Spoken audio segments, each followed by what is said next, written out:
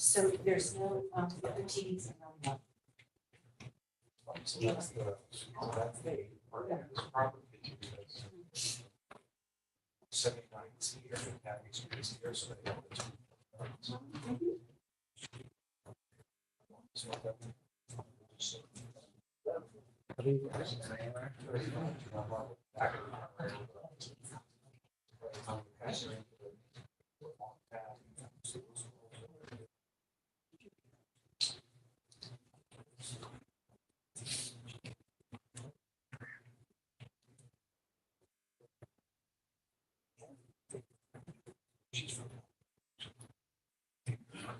That is quite the setup.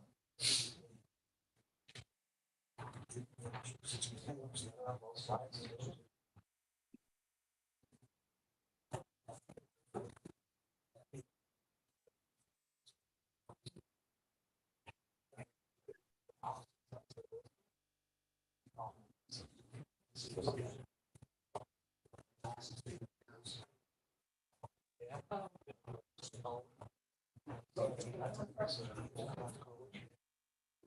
Hey, Jason, can you hear us? Can you hear us? Yes, can you hear me?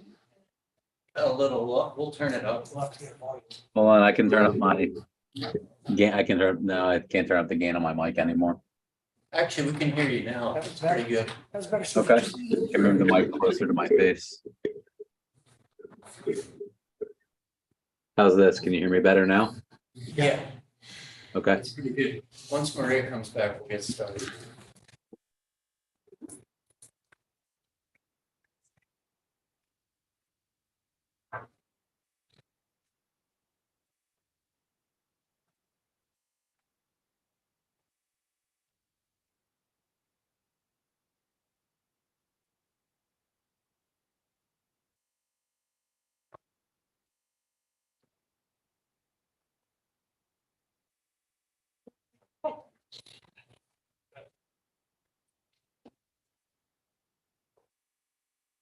Okay, so you're good?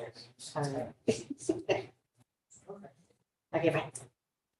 Okay, You okay if we start, Maria? yeah, we had to figure out the other technical, the difficulties, but we got it. Okay, great. I'd like to call to order the August 8th meeting of the zoning board of appeals. My name is Richard Gilbert, I'm the chair. We have Dylan Stella, who's an alternate member. We have John Sire, who's an alternate member. Bill Piggott, who's a regular member. Dennis Crowe, who's a regular member. Steve Bishcott, who's a regular member. And on Zoom, we have Jason Brown, who's a regular member. 4 votes are needed for an application to be approved in accordance with state statutes. A simple majority is not sufficient. After the applications have been read, anyone who wishes to withdraw or postpone his or her application is free to do so. If no one wishes to withdraw, we'll go forward with the meeting in the order in which they've been advertised. The clerk will call the application at which time the applicant or his or her representative will come forward, state his or her name and address for the record, and the nature and the reason for the appeal. The applicant representative should stand where he or she can be seen at all, and all displays can be seen by both the board members in the audience and the cameras. Any and all items, plans, or pictures shown to the board are considered exhibits, and all exhibits must be left with the file. After the presentation is made by the applicant, we will entertain questions from members of the board, and then questions from the audience. After that discussion, we'll accept the presentation or statements either in favor of or in opposition to the particular application. When you first speak, please be sure to state your name and address, and each subsequent time, just your name. Once your application's been heard, we will close the public hearing portion of the application. And then the board will go into deliberations with the seated members. According to state statute, we can't take any testimony or discussion once the public portion of the meeting is closed, and we go into deliberations. And I think that's it. Before we read the appeals, I'd like to officially welcome John Zier to the Board of Appeals. He's an alternate and this is his first meeting, so welcome, John. Thank you. Good job. Now, Ms. Mannix, are you going to read the appeals to be presented, or you, Maria? I'm sorry, I'm not sure who's going to do that. I don't actually, unless Aaron has them up, I don't have them up. Oh, I actually have them in front of me. Yes, I can read it. I'm happy just to. I just want to make sure that if you're speaking from this area, just to speak up. We have to fight over the noise of the air conditioning. And anybody who wants to speak from the gallery, we have a microphone for you to speak. This way it'll come up better on the Zoom and on the recording for what's live streaming right now. Thank you. Can I bring up one thing before we go on? Please, yeah. Jason, you've indicated you have a hard stop at 8:30. Yes. I mean, I can go a little bit further than that. Okay, Right. so the question becomes for Now, it's an hour and a half. deliberation or something. And all of a sudden, he can't be there. I mean, I'll be able to finish deliberations. If we're in the middle of deliberations, that's fine. Okay, And if not, if we're in discussions, you would have to recuse yourself, we'd have to appoint somebody else. yeah, Okay, all right. so we'll just, Unless somebody has an objection to that. Okay. Okay, and your stop, Jason's at 8:30? Yeah. Okay, thank you. so Ms. Mannix, if you wouldn't mind reading the appeals to be presented tonight, please. Sure, Mr. Chair. Notice is hereby given that the Zoning Board of Appeals will hold a public hearing on Tuesday, August 8th, 2023 at 7 p.m. The meeting will be conducted as a hybrid meeting in Meeting Room A, Town Campus, 8 Campus Drive, and remotely as a Zoom online webinar. Further details, including application materials, are posted on the Town of Madison website, www.madisonct.org, under the calendar link to the meeting. Questions and/or comments may be mailed to the Land Use Office at landuse@madisonct.org up to 24 hours in advance of the meeting. The applications to be heard this evening are number 23-11, 56 Academy Street, map 38, lot 15, light industrial zone. Owner is Faye Lizaraga. Applicant is William Fergalewski. Excuse me if I mispronounced. Generators on demand. Variance request is per section 7.2 to allow a 25-foot front setback where 50 feet is required to install a generator. Application number 23-12, 31 Parker Avenue, map 15, lot 51, residential R5 zone. Owner Ilona B. Marsh. Applicant is Greg Fettis of Fettis Engineering LLC. The variance request is to construct a new single-family dwelling per section 3.6D to allow 11.74 feet west and 9.6 feet east setback for the house where 12 feet is required, and 3.49 feet to the west setback where 12 feet is allowed for the garage, and section 2.17 to allow 46.11 feet to a critical coastal resource where 50 feet is required. This application also includes a coastal site plan review.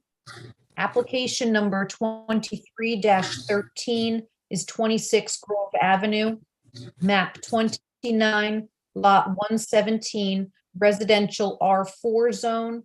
The owners are Calvin and Diane Hills. The applicant is Todd Anderson of Anderson Engineering and Surveying Associates.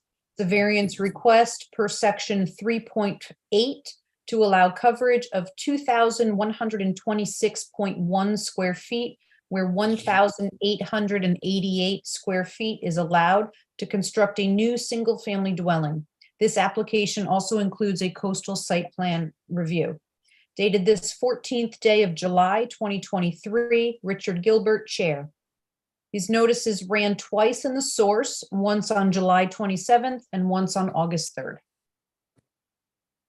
Great, thank you. So I'd like to invite 56 Academy Street, the applicants. Go ahead and give their presentation. So. All right, my name is Will Fergleski. I'm the one that submitted the application for 56 Academy Street. 56 Academy Street is an existing non-conforming lot. The difficulty in this lot that we've had is for a placement of a standby generator is the fact that this, due to roads and everything, has 2 front yards. This property gives us very little space that's available that's not either within wetlands or within the zoning variance. On your application packets, they were all scanned in gray, so I made another color version. The pink areas are where we're dealing with zoning, and then the blue is wetlands.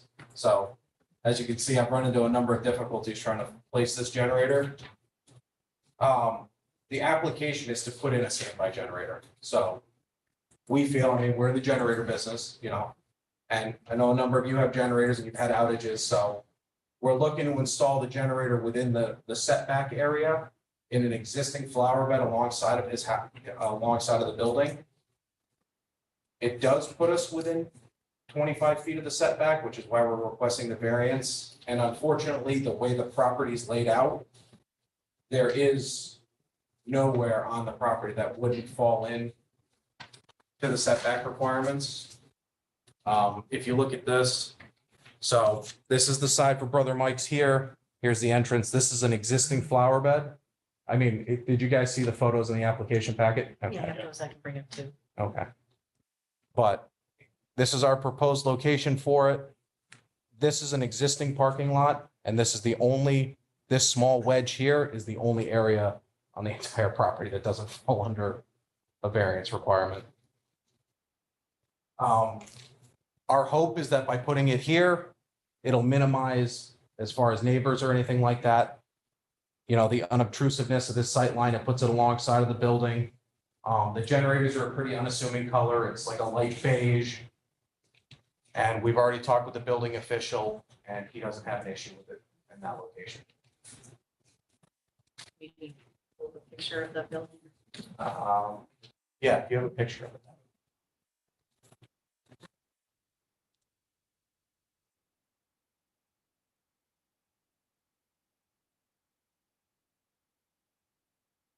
So I guess my first question, do you guys have any questions for me about as far as the location or anything? So this is what we drew just for a reference. This is me. That's my brace, currently out of the brace.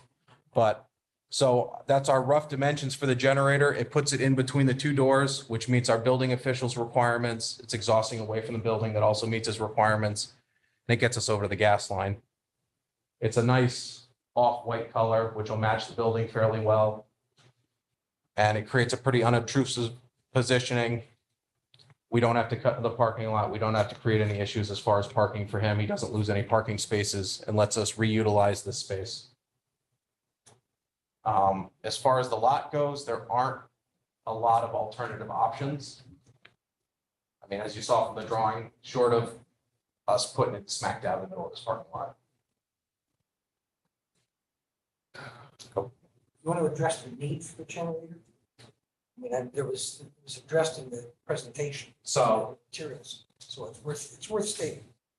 So, I mean, I guess that is one thing to point out, that as opposed to, you know, we're not looking for something for an aesthetic reason. He feels as a business owner, and we feel being in the generator business, that backup power in this day and age is a need. Just got refrigerated. 15, 20 years ago, it was probably a nice to have, but nowadays it's a need. He's got refrigerated. The need for refrigeration, the fact that health districts and stuff like that, you have to keep your cold food under refrigeration. And a lot of situations now, insurance is no longer paying for damages. In regards, you know, if he loses his whole freezer, insurance doesn't pay out on that anymore. A lot of insurance companies are pointing out the fact that you can get a generator. You do have the ability to, you know, protect that investment. So he feels that he needs it. You know, we feel that backup power is something in this day and age for a business like that to allow him to continue to operate is a necessity. The generator RPM runs at 1,800, not 36, so it's pretty quiet. If you were inside the building, You need to hear it. you probably were not gonna hear it. It's pretty quiet. It'd be like a car sitting in the parking lot at high idle. I mean, we don't hope for a hurricane to ever happen again, but in a situation like that where you've got an extended outage, it allows him to still operate as a business. And, you know, I'm sure everybody being in a power outage for a week after a hurricane would probably want to be here at night. Might want to go down and see Mike. Yeah. Does any box or fencing or anything go around it or? No. No. Not really any room. It's snuggled in there pretty. Yeah, it's pretty Very tight. close. So as far as talking about fencing and stuff like that, there are requirements from both the manufacturer to provide adequate ventilation around it, and then for fire code compliance, we have to stay 3 feet away from it as far as fencing goes and stuff like that. Just because most fence materials are combustible materials. So there's doors on it that open, so if we put a fence in there, based on where the curb is, you wouldn't be able to open the doors against the fence to service it. It's snug. Yeah. Is that a gas generator? Yeah. Or propane? Yeah, it's So natural It gas. runs on natural Oh, gas. it's natural gas. So we'll be able to use his existing Yeah, natural gas. okay. connection. Yeah, that makes sense. And then I've got a picture of the actual generator. So you see it's, from a design standpoint, it's a pretty unobtrusive design. It's a lot of white color and just say probably dimensionally about the size of one of these tables. You mentioned neighbors, there really aren't any neighbors. No, Just business. Just- but I have a I just bring question. that up as far as, you know, like the aesthetics of it. It's not a big eyesore. It's not like we're throwing it right out in the road where everybody's gonna see it. We're trying to tuck it against the building so that it, you know, We have doesn't bother. 79 on one side. and then you have a Yeah, park. that's the problem. Get 2 fronts. Yeah, so that's the tough part about that yard with 79 being behind it. It has 2 front yards. Oh, they consider that a front yard? Yep. Okay. So that's the problem. We weren't able to put it in the rear because then we'd be at the same meeting, but saying instead of the side of the building, we'd be behind the building. But then we're getting into wetlands back there. So, We'd be at 2 meetings, not 1. Jason, you have something? Yeah. So the reason that we're here is because the generator requires a concrete pad. No, a generator is You're considered. not allowed to install the generator in a side yard, right? Or in a front yard? It has to comply with setbacks. Right. Just Okay. a second. Right. I have no further questions. I have a question for Ms. Mannix.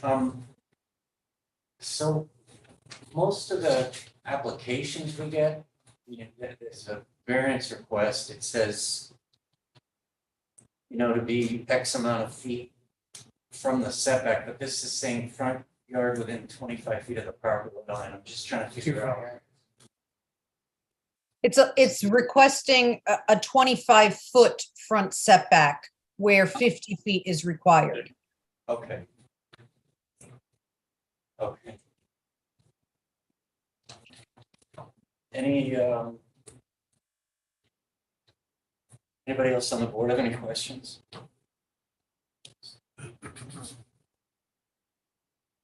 Anybody in the audience? Questions? Again, if anyone attending remotely would like to be heard, please raise your hand. I know we have a mixed audience. Any hands up? Oh, yeah. No, Mr. Chair. Any final questions or remarks? Anybody? Any questions? I could make a motion to close the public portion of the hearing and go into deliberations. So moved. Second. All in favor? Aye. Any opposed? Who would like to start? Start? Sure. I think this is pretty straightforward. It's an unusual, I guess you could say it's an unusual hardship and difficulty because of the existing non-conforming, and it's a peculiar lot, especially with the 2 front yards and the wetlands in the back. So I would be in favor of granting the variance. So I also think that they truly exhibited hardship. Yeah. There's not much. You need a generator. So it's business need. Okay, and B, the location of it is not easily adapted to setback requirements that the building is in. So, so I think that they've demonstrated. I think 2 front yards, 50-foot setback. I think that's no hardship. Mr. Brown? I Jason? have no objections. Yeah, I I think don't, that I think that it's open. I think that it's pretty clear that the 2 front yards create a really strange buildable area. And that this is a, location that provides the least disturbance. I'm familiar with Brother Mike's and that little triangle of land that, is in front of the door, basically. The second door, the door to the right in the picture is basically the only place that they could put this, and there's an entryway there. So I believe that locating the generator next to the platform or between the 2 doors, it's pretty much the only place that you could put it. and I agree. Regardless of the generator being a necessity or not. I mean, I think it's a necessity, but I don't think that doesn't waver my opinion. It's, backup power is the thing that has to happen in today's day and age. I agree. I don't think there's anything of substance I can add. Nope. Pretty much everything, so if someone want to make a motion. So I will move to close the deliberation, return to meeting for vote. Second, all in favor? Aye. Aye. So someone look at the motion. Um, I make a motion that we approve the variance request on application 23-11.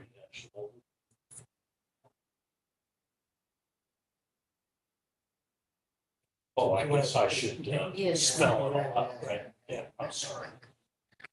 I make a motion to approve the variance requested on application 2311 56 Academy Street.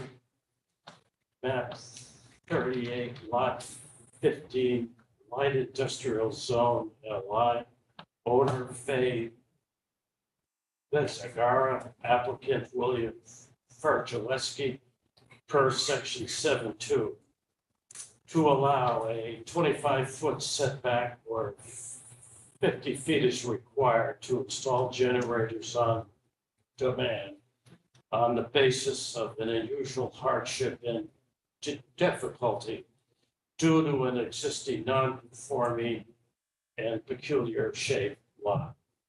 In addition, the generator must be installed and in compliance to the plan submitted and upon acceptance of conditions approved from planning and zoning. Second. All in favor? Aye. Any opposed?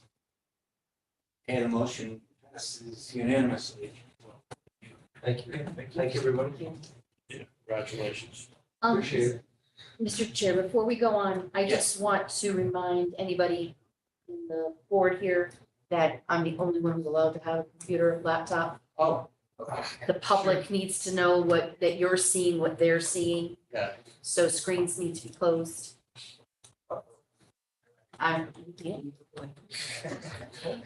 We have paper copies. I supplied the applications if somebody wants to, need to see it in paper, and anything's gonna be shared on the large TV screens.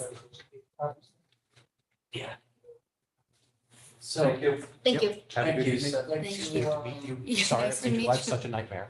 So now you could go ahead and you can file the application. Okay. Have a good night. I'd like to invite the applicant for 31 Parker Avenue to give their presentation. And Zoom? Yeah. It will be attending Zoom. Oh, okay. Our applicants are just coming over now. Attorney Michael Sulzbach, property owner, Ilona Marsh, and civil, where's our engineer? Greg Fettis is here as well. Here he comes.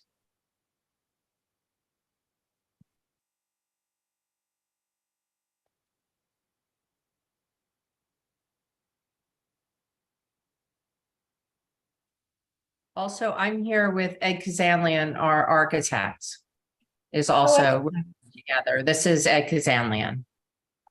Hello. Hi, Ed. Thanks for joining us. My pleasure. Michael, if you'd like to unmute yourself, you can get us started here.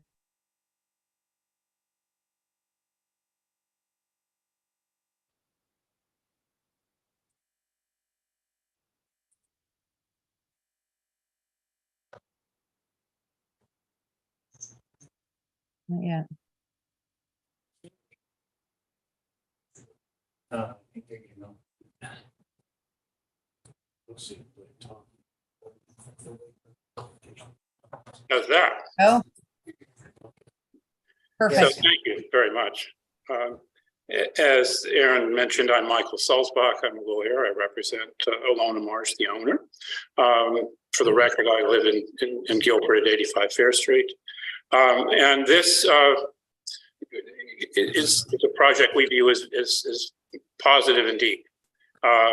Coming in, we had a property that was non-conforming in a lot of ways, both in lot coverage, setbacks, and it was non-conforming.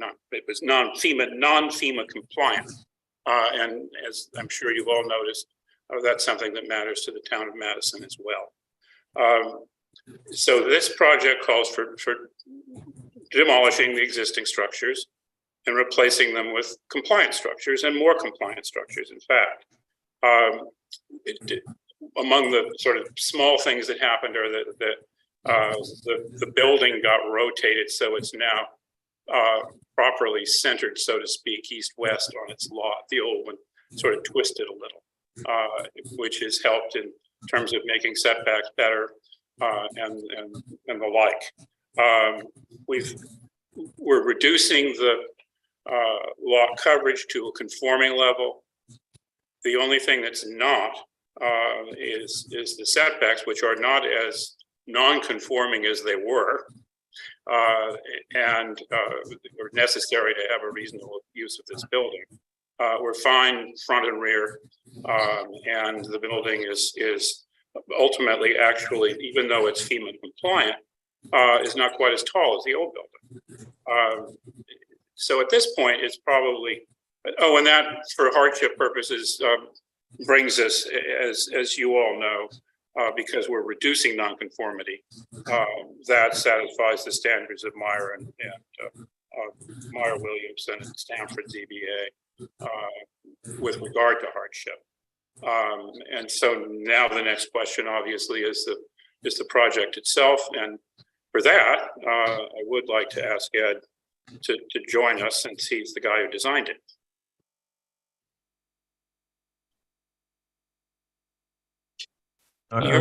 We are muted, so we are on. Hello, You're everyone. on.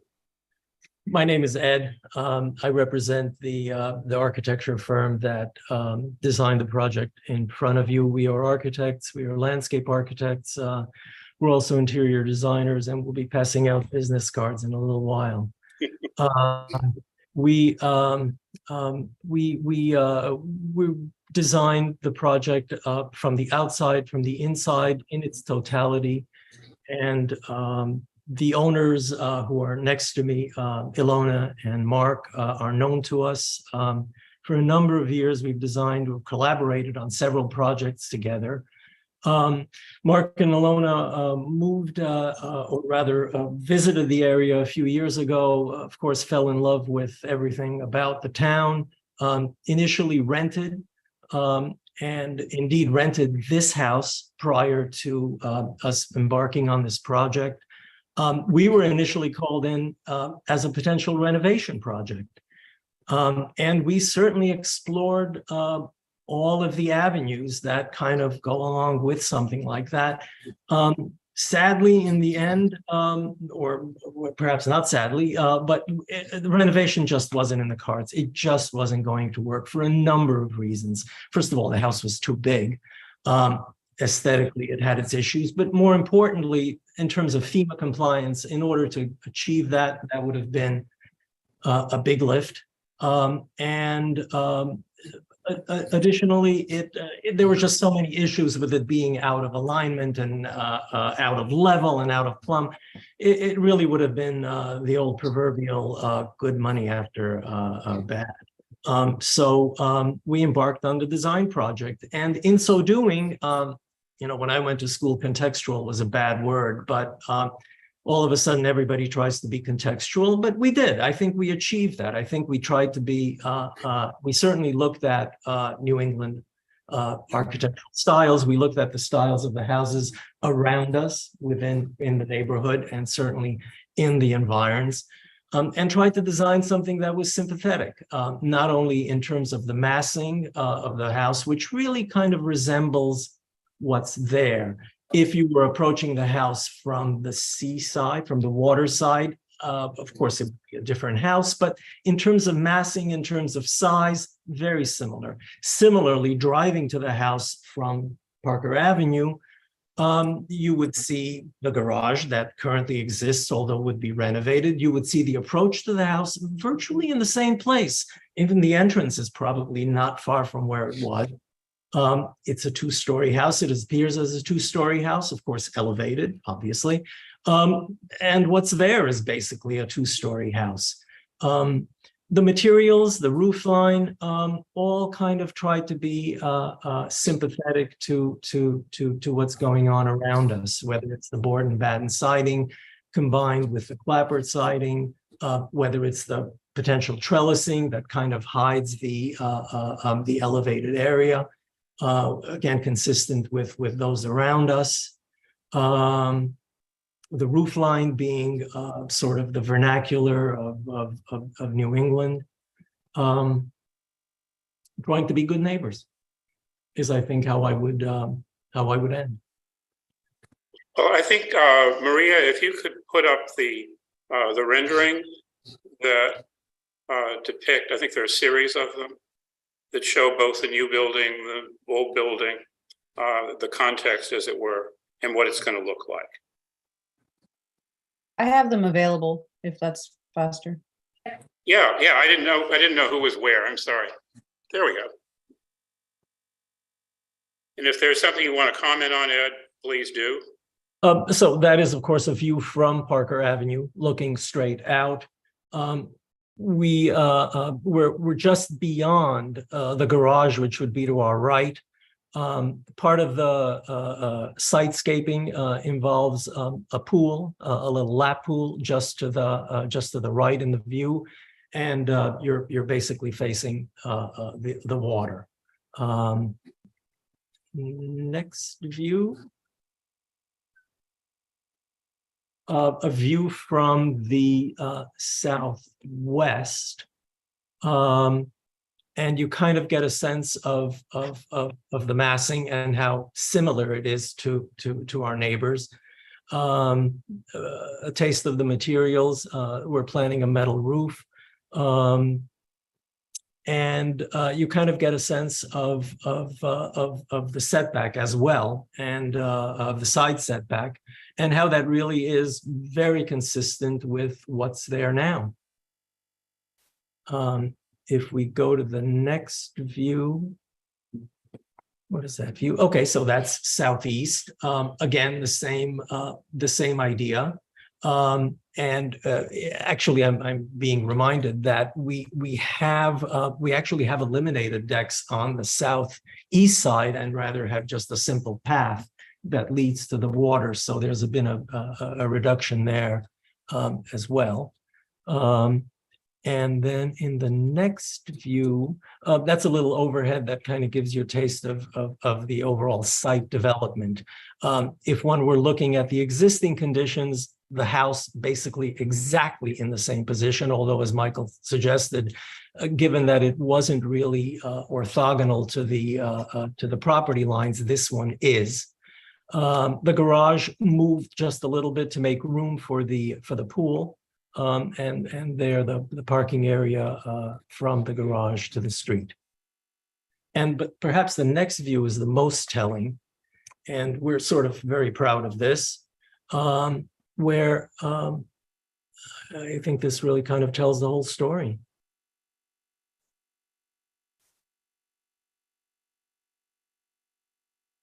Thank you. The other thing I should mention is that in addition to you needed the side setback variances in order to have a building there, basically. There is also a variance required for the setback from the critical coastal resource, which by the way was not conforming when we started. And the only real motion there is that by straightening out the building, because of the geometry of doing that, it added a few inches to the setback variance necessary from the critical coastal resource. But we're dealing with 3 feet or so of that. We're not smack dab on the critical coastal resource. So all in all, we're almost a poster child for zoning improvement, we'd like to think. And we hope that you will agree with us. And then there is a coastal site plan review. And Greg Fettis is here if you have any questions about that. He's the engineer who did that and the survey work as well. Here, Greg. could we maybe have a brief review of the coastal site plan, just kind of walk us through it, please? Sure. This is Greg Fettis, Fettis Engineering, an office at 70 Essex Street in Mystic, Connecticut, representing the owners of the property. So kind of as was stated, and I don't think I need to repeat it too much, it's basically a kind of replacement in kind for the house and the garage. There is a seawall that runs along the southern in front of the house between the mean high water and the front of the house.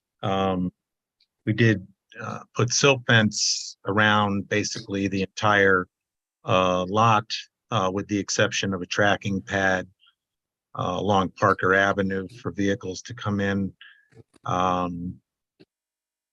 So all the down gradient areas are protected, all the property lines are protected from erosion or sediment movement. It is for the majority of the southern half of the property, it's a sandy material. Really don't get a lot of runoff, a lot of infiltration here. There is grass along the northern portion of the property with the exception of the driveway and the northeastern section of the property. It provide underground infiltration for the roof leaders in 2 locations, one adjacent to the house and one adjacent to the garage. That'll take care of all impervious coming off the roof. The driveway will be pervious. So I think we addressed all of the kind of the coastal management issues and also the house and the garage and everything in between will be FEMA compliant. House will be on piers. Water will have the ability to break any walls beneath base flood +1 will be breakaway. So property will have the ability for water to pass underneath it in the larger storms. If there's any questions, I'm happy to answer them. I can point out, or it's a little bit redundant maybe at this point, but the setbacks and, the reduction in coverage, which we're compliant now with building coverage. So could we see the, maybe pull up a diagram of the plan and show us exactly which setbacks are improving and which are being requested? And I think the lot coverage is pretty clear. Just, I'd like to be a little more clear on which setbacks are. Yeah, so I don't know if you want to zoom in on the table. So we're looking at, you have some non-conformities. The lot size actually is conforming. The lot width is not existing non-conforming. That's obviously not changing. You skip down to 3.6 point D. That's the minimum side yard. 12 feet is required. Currently, the garage is at 3.3.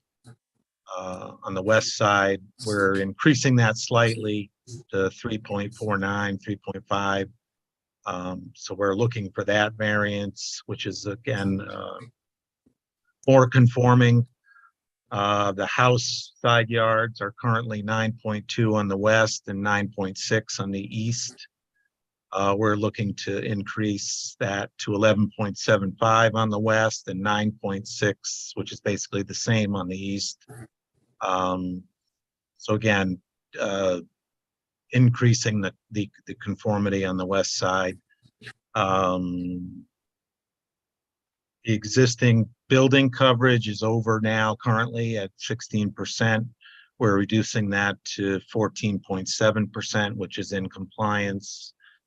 The maximum floor area, again, because we weren't trying to get a third floor additional square footage on that upper level.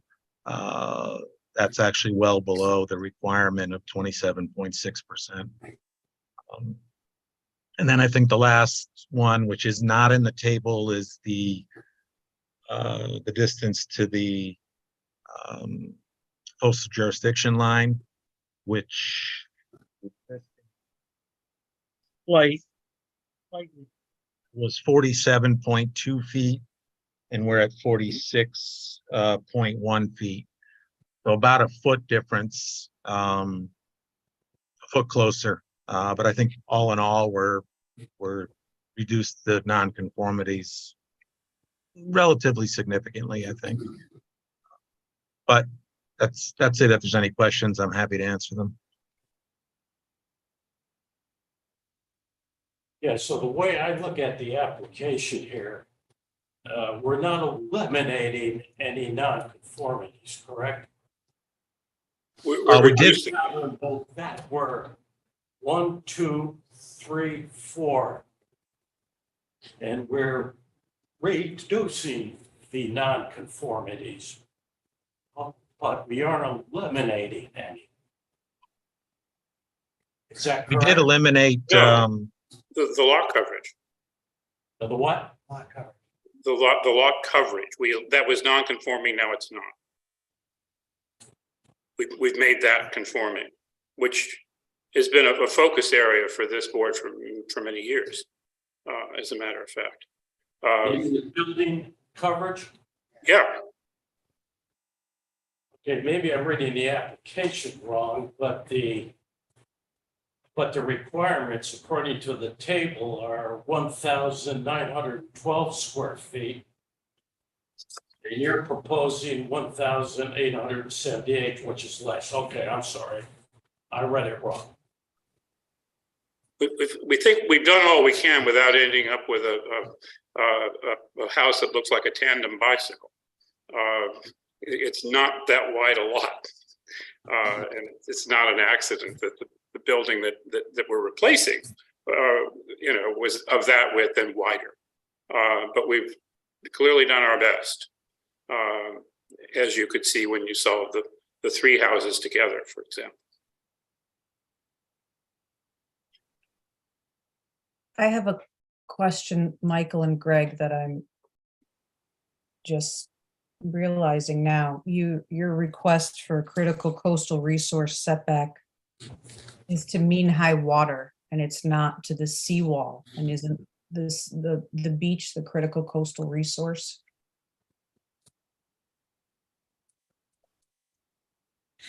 I feel like So that, I'll answer that.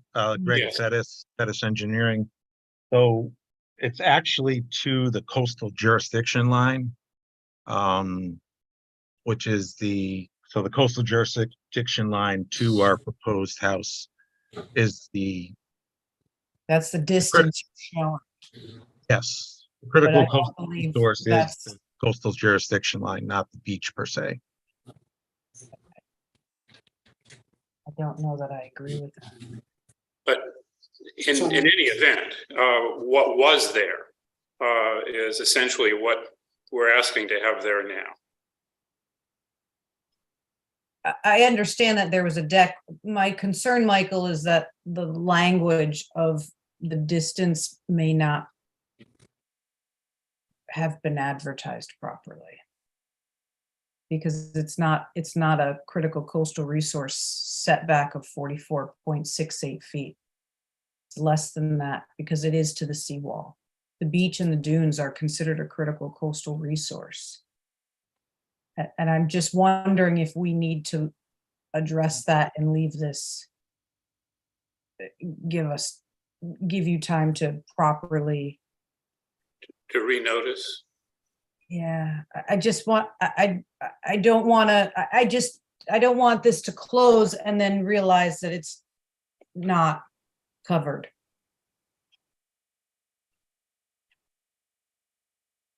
I thought this is Greg Fettis again, looking at the definition in your regulations. I don't know if you want to pop that up, maybe clarifies. Yep. Because we did discuss this at length before we made the application. Well, I know we needed it. Well, and Greg and I discussed it, and he looked into it pretty carefully, so. He's our engineer. I know. Doesn't mean, I'm not perfect. I don't want, I just want it to be right, that's all. Let me pull it up.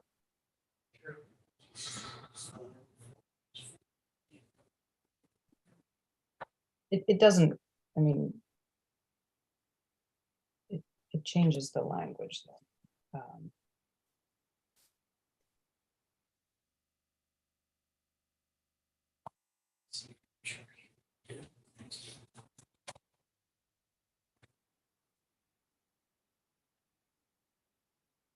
So an uncovered deck does not count to the 50 foot, but it's section 19.9. I'm just going to define our, so a critical coastal resource area is a tidal wetlands, coastal bluffs and escarpments, beaches and dunes measured landward from the boundary of the frontal or primary dune. Rocky shore fronts, tidal or coastal waters measured from the high tide line determined by locating a visible line. So wouldn't that be, if it's the landward side of the beach or dune, isn't that the seawall?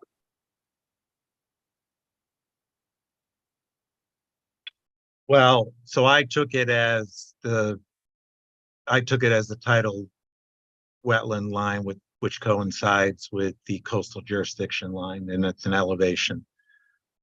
The sand can go, kind of forever.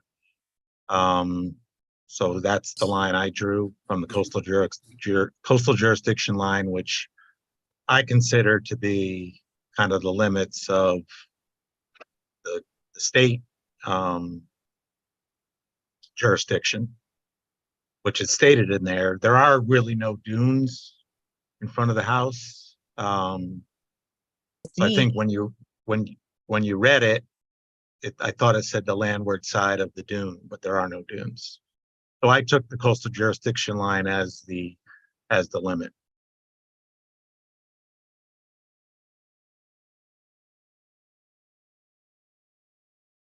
You have an opinion, Michael? Or how? I deferred to Greg back when we made the application. I mean, I did discuss this with him. I mean, I'm reviewing the definition in our definition sections. So beaches and dunes are identified as a critical coastal resource. The beach begins waterward of the seawall.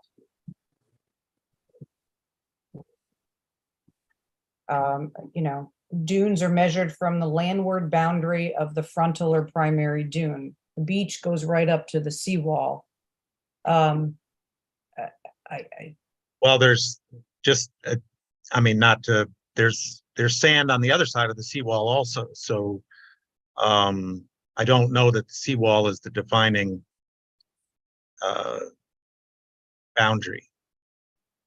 Coastal jurisdiction line is a definitive line that, similarly with the tidal wetlands, it's what defines the state's It defines jurisdiction. coastal jurisdiction, but Yeah. this is a local jurisdiction. We know that. It's a local setback in the zoning regulations, so it's defined how it's.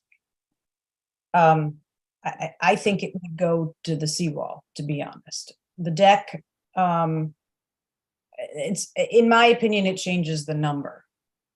And I'm not sure how you'd like to. I don't know that I agree, Greg. Not, Okay. I'm trying to argue, but I mean, we've, you know, typically in a seawall like that, we would see the beaches below as a critical coastal resource. And I just, I don't know. I think that it's, while I agree with you that it is a similar distance from the existing structure to the coastal resource, I don't agree with the number. And I think. What would you think the number would be, Aaron? Well, I'm only looking at it. I would scale it to the water side, you know, the beach side of the seawall is the setback. And that's, the variance is going to be from your structure. So an uncovered deck, as it says in the regulation, does not count. But you do have a portion of that deck is covered, and I don't think, it's not shown on your site plan, Greg, where that limit is, but you would need a setback variance for that. You'd have to scale off that distance.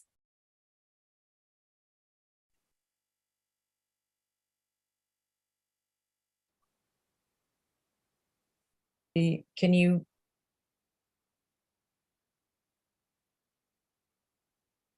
Can you measure that? So- I can't. I don't know. So what we're talking about here is, instead of requesting the setback to the deck be 44.68 feet, it would be something on the 12-foot order of magnitude if we use the seawall as opposed to the high tide line. Yes, it would make the variance request, the number greater. Still proportionally, it's, as explained, it's still comparable to what, but it's just where the measurement is taken from. I don't think reflects the definition, in my opinion. So if we were to look at this as proposed, in my line of work, we could redline something, meaning we could cross a number, we could cross a number out and change it with something else or change a measurement. It doesn't affect the plan as presented, except for it's a, you know, technical change that all parties approve of you making. Is that Well, something that could happen? Yes, but it has not been advertised with that number. Right. I think, and Michael, I guess from a legal perspective, you would have to have an opinion on whether or not we should renotice that distance. Or if you'd like to counter my opinion of where the critical coastal resource line is.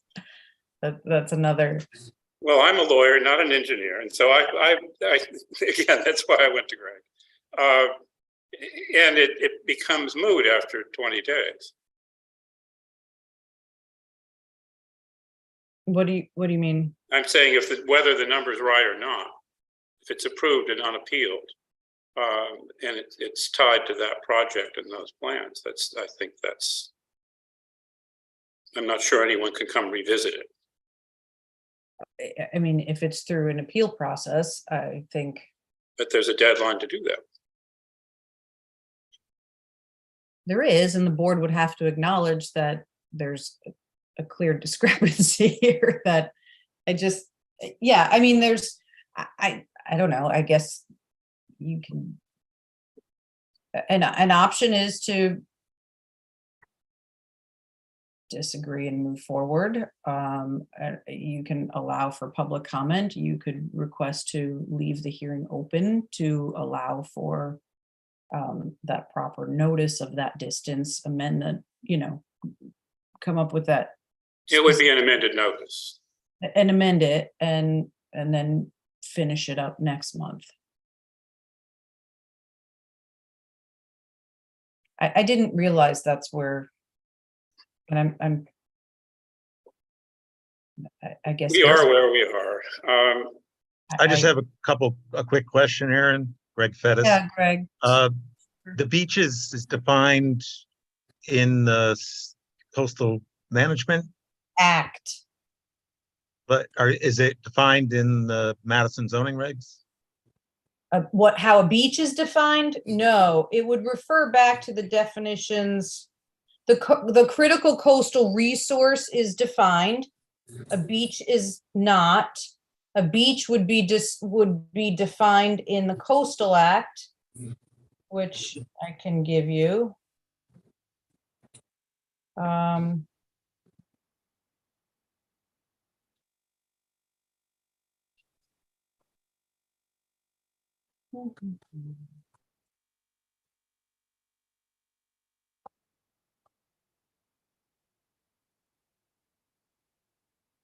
Public beach is defined.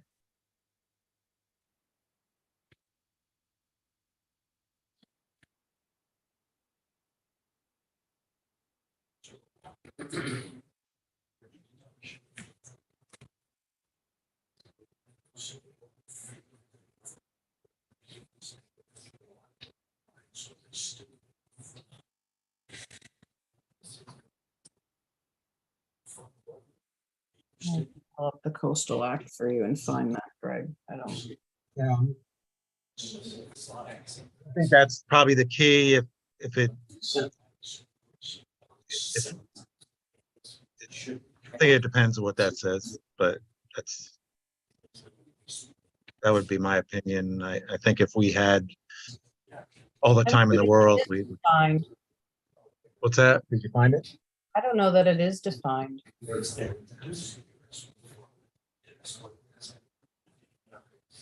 I think there's a fact sheet that defines all the coastal resources. Of course, I can't put my hands on it right now. Wait.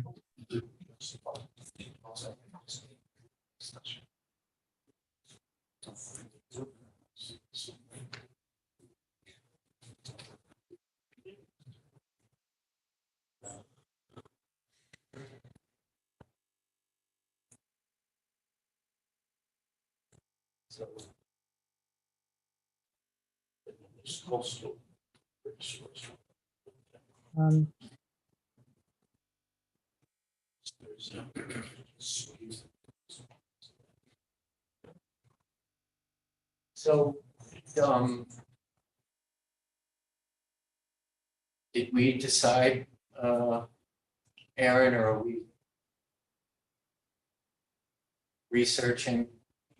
Yeah, I don't have, I mean, I'd have to look through, there's a beach and dune fact sheet, let's see. I don't know if you want to take public comment while we're searching for this, and that way if we can Yeah, we could. save a little time. Here, so Beaches and dunes are beach systems, including barrier beach spits and tambolos, barrier beaches, pocket beaches, land contact beaches, and related dunes and sand flats. That's under Connecticut General Statutes 22A 93 7C. In general, beaches are dynamic areas abutting coastal waters that are characterized by sand, gravel, or cobbles. Often in the winter, the beach profile is steeper and more narrow than the summer.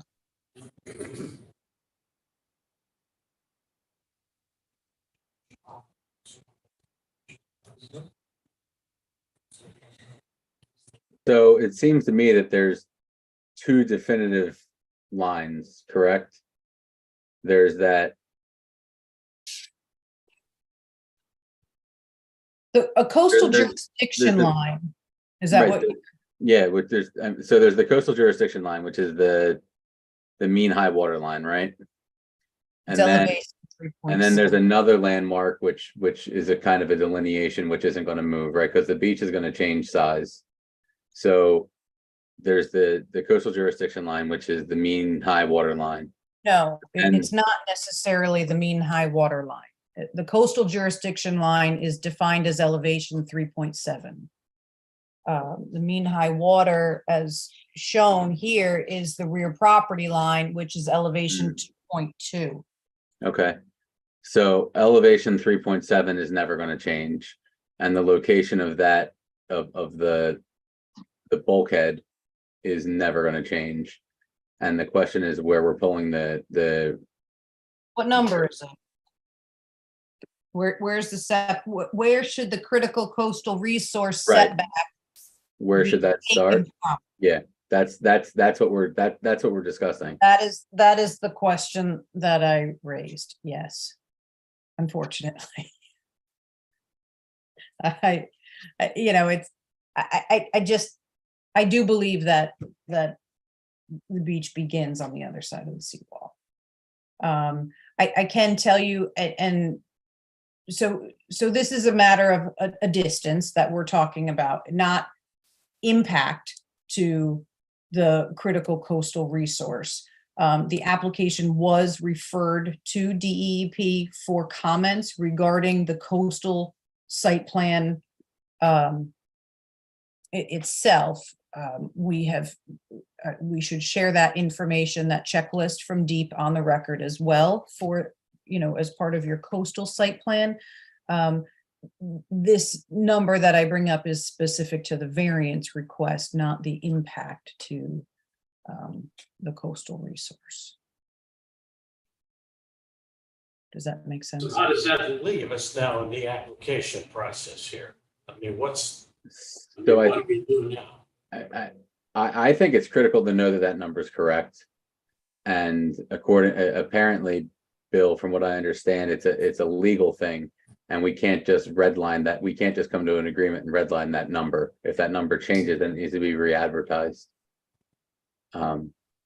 So I think that this is something that I mean, just to my fellow board members and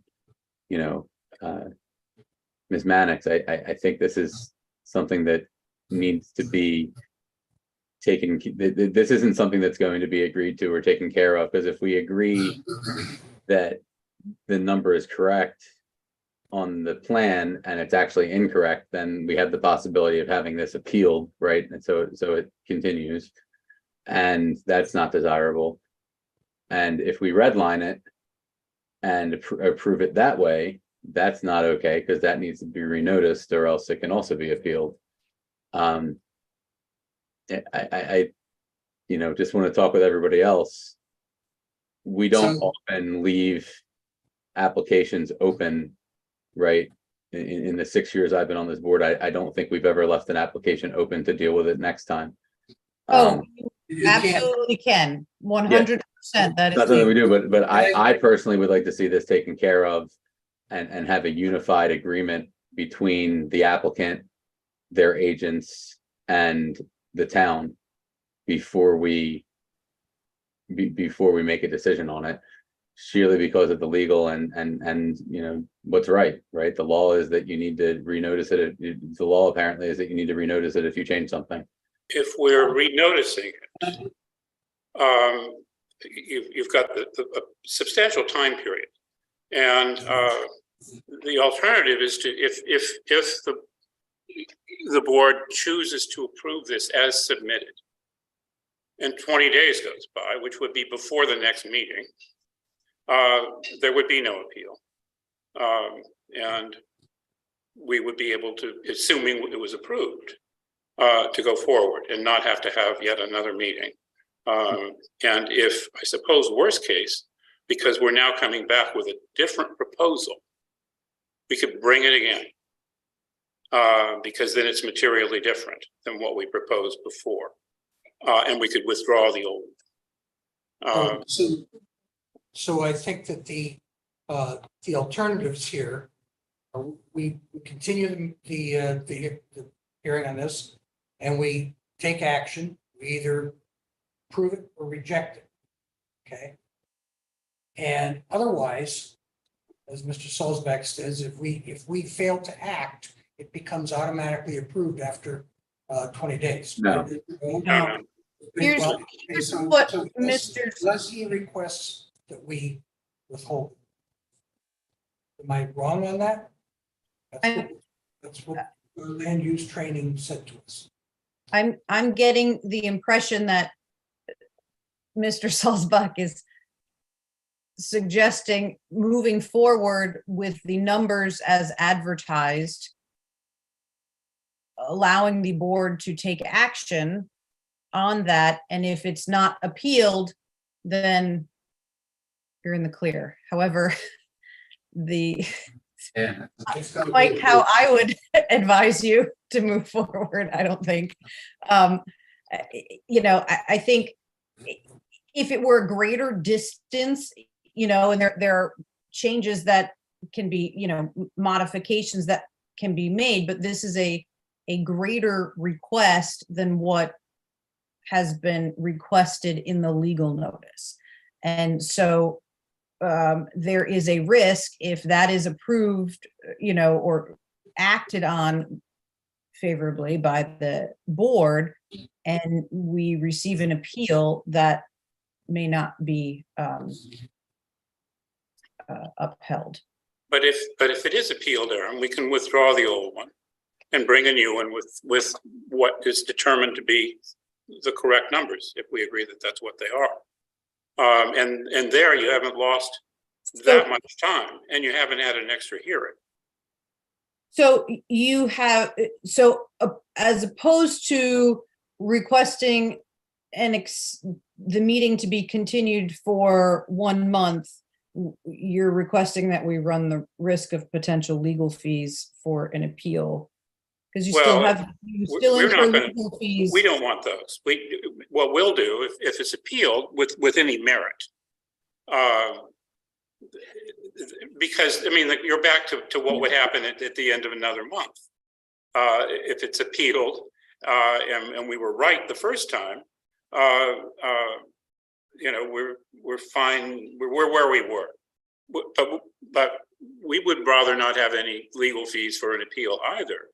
And if it turns out in the course of 20 days that we agree or learn that we had the wrong number, we can withdraw the old application, which moots the appeal. No one has to even appear in court or file an appearance or spend a nickel on legal fees for that.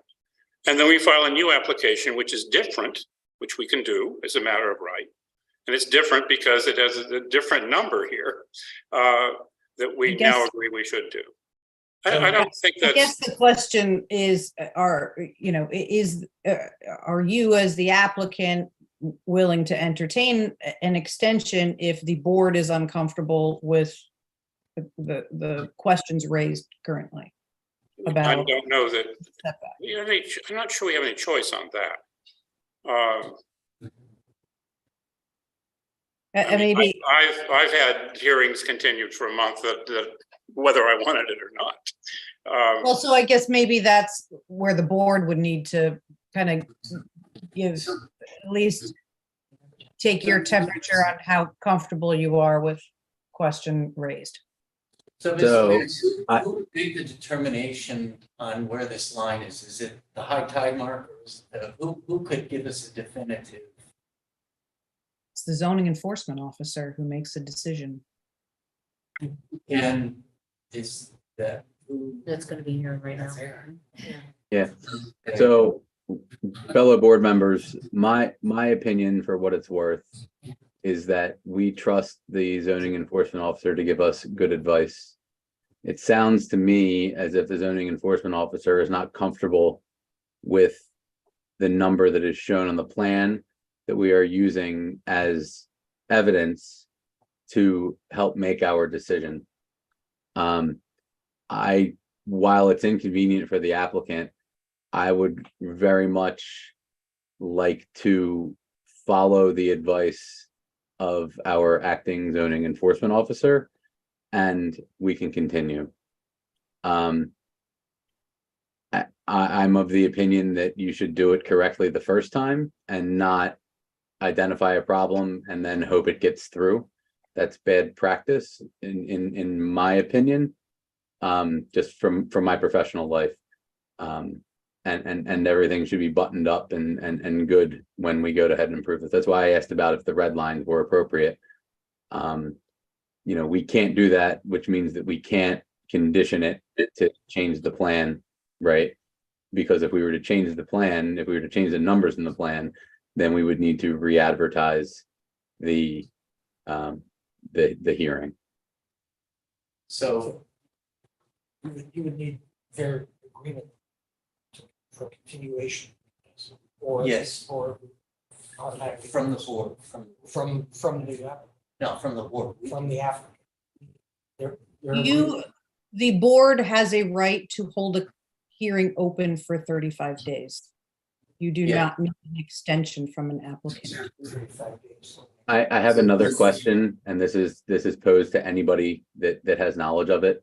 How long in days is it going to take in order to re-solidify this, to solidify what this number is supposed to be? Is it going to take, is it an hour? Is it calling somebody a deacon? Probably has What it is this now. number? Huh? I said Greg could probably give you that number right now. It's just a measurement from the structure. No, to shore up where we're supposed to measure from, right? Because the question is that the argument is that, Greg has already stated that, or I'm sorry, Mr. Fettis. Mr. Fettis has already stated that, that number should be pulled from the coastal jurisdiction line, which it doesn't look like it is pulled from there anyway on the plan. It looks like it's pulled from the mean high tide line from the property line. So if it's supposed to be pulled from the coast, from the jurisdiction line, right? And the argument is that, our advice says that it's supposed to be pulled from the bulkhead, right? From the beach side of the bulkhead, then that's a significant difference in the variance. It's not going to change the plan. It's not going to change the plan. It's not going to change the proposed reconstruction. It's not going to change any of the structure. It's just going to change a number on an engineering drawing. But the result of that is that if that number on the engineering drawing changes, then because it has to do with the variance request, then it has to be renoticed, unless we don't, and unless our decision is positive in favor of the application and somebody doesn't see fit to appeal it for 20 days. I guess the other question is if the zoning officer and historically has measured from, for a critical coastal resource setback, without having that number, the structure doesn't technically comply with the zoning regulations. So, that's the whole point, is to create a conforming structure for your permitting. And I just think it's cleaner to iron this out and get this accurate number on the variance. So could I ask the applicant, would you, if the board were to go on the advice of our zoning officer, would you prefer to withdraw your application or to have it extended for our next meeting? I can share that we would suggest extending rather than withdrawing, because we can withdraw anytime. Okay, So that we might as well keep all of the time, effort that we have spent to get to here now. okay. And would anyone else on the board like to make any comments? Well, I just want to clarify something with Ms. Mannix there. The 35-day time for upon which we must act, that's starting from tonight, the night of the planned meeting? Or was that from the time of the application, or what was that? The zoning board of appeals has 65 days to open a hearing, 35 days to hold a hearing open. So you must close the hearing within 35 days, and then you have 65 days to deliberate on that hearing. And the applicant at any portion or any part of that process may grant an extension of no more than 65 days. So that can be split. So you are not in danger of running out of time. So they would have to agree with an extension. You do not need an extension. Just hold the hearing. As right So when does that 35 days begin? today, the day the hearing commences. Okay. All right, thank you. Does anyone on the board object to that? I have to, yeah, I agree with that, Jason. I think it's really important that, we are open to an appeal like that, I think it's, we have to do it right the first time. So I agree there. I agree with you. I think we should take the advice of our zoning enforcement officer. So, Ms. Mannix, do we need a motion to extend this to just keep this open?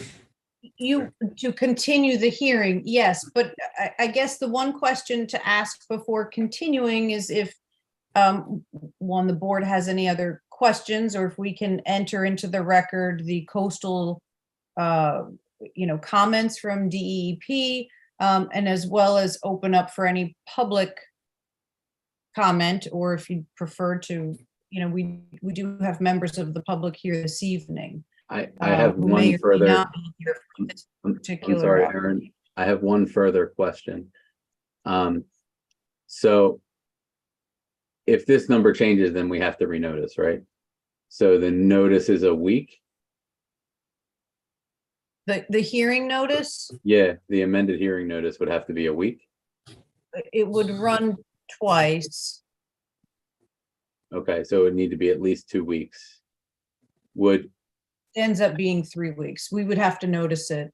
okay, so there's no benefit, or there's a week benefit, I guess, in having a special hearing after this is renoticed.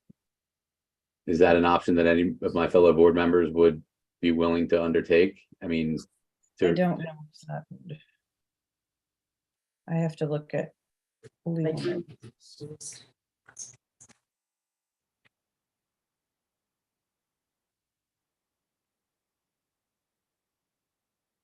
I mean, this seems like a pretty open and shut thing. We have to change a number on a drawing, Potentially, potentially change a number on a drawing, and then continue from where we left off before this discussion happened, which I believe was close to us asking I believe we were asking questions, correct? So we're real close to the goal line here and being able to make a decision on this. It's just this number, which is up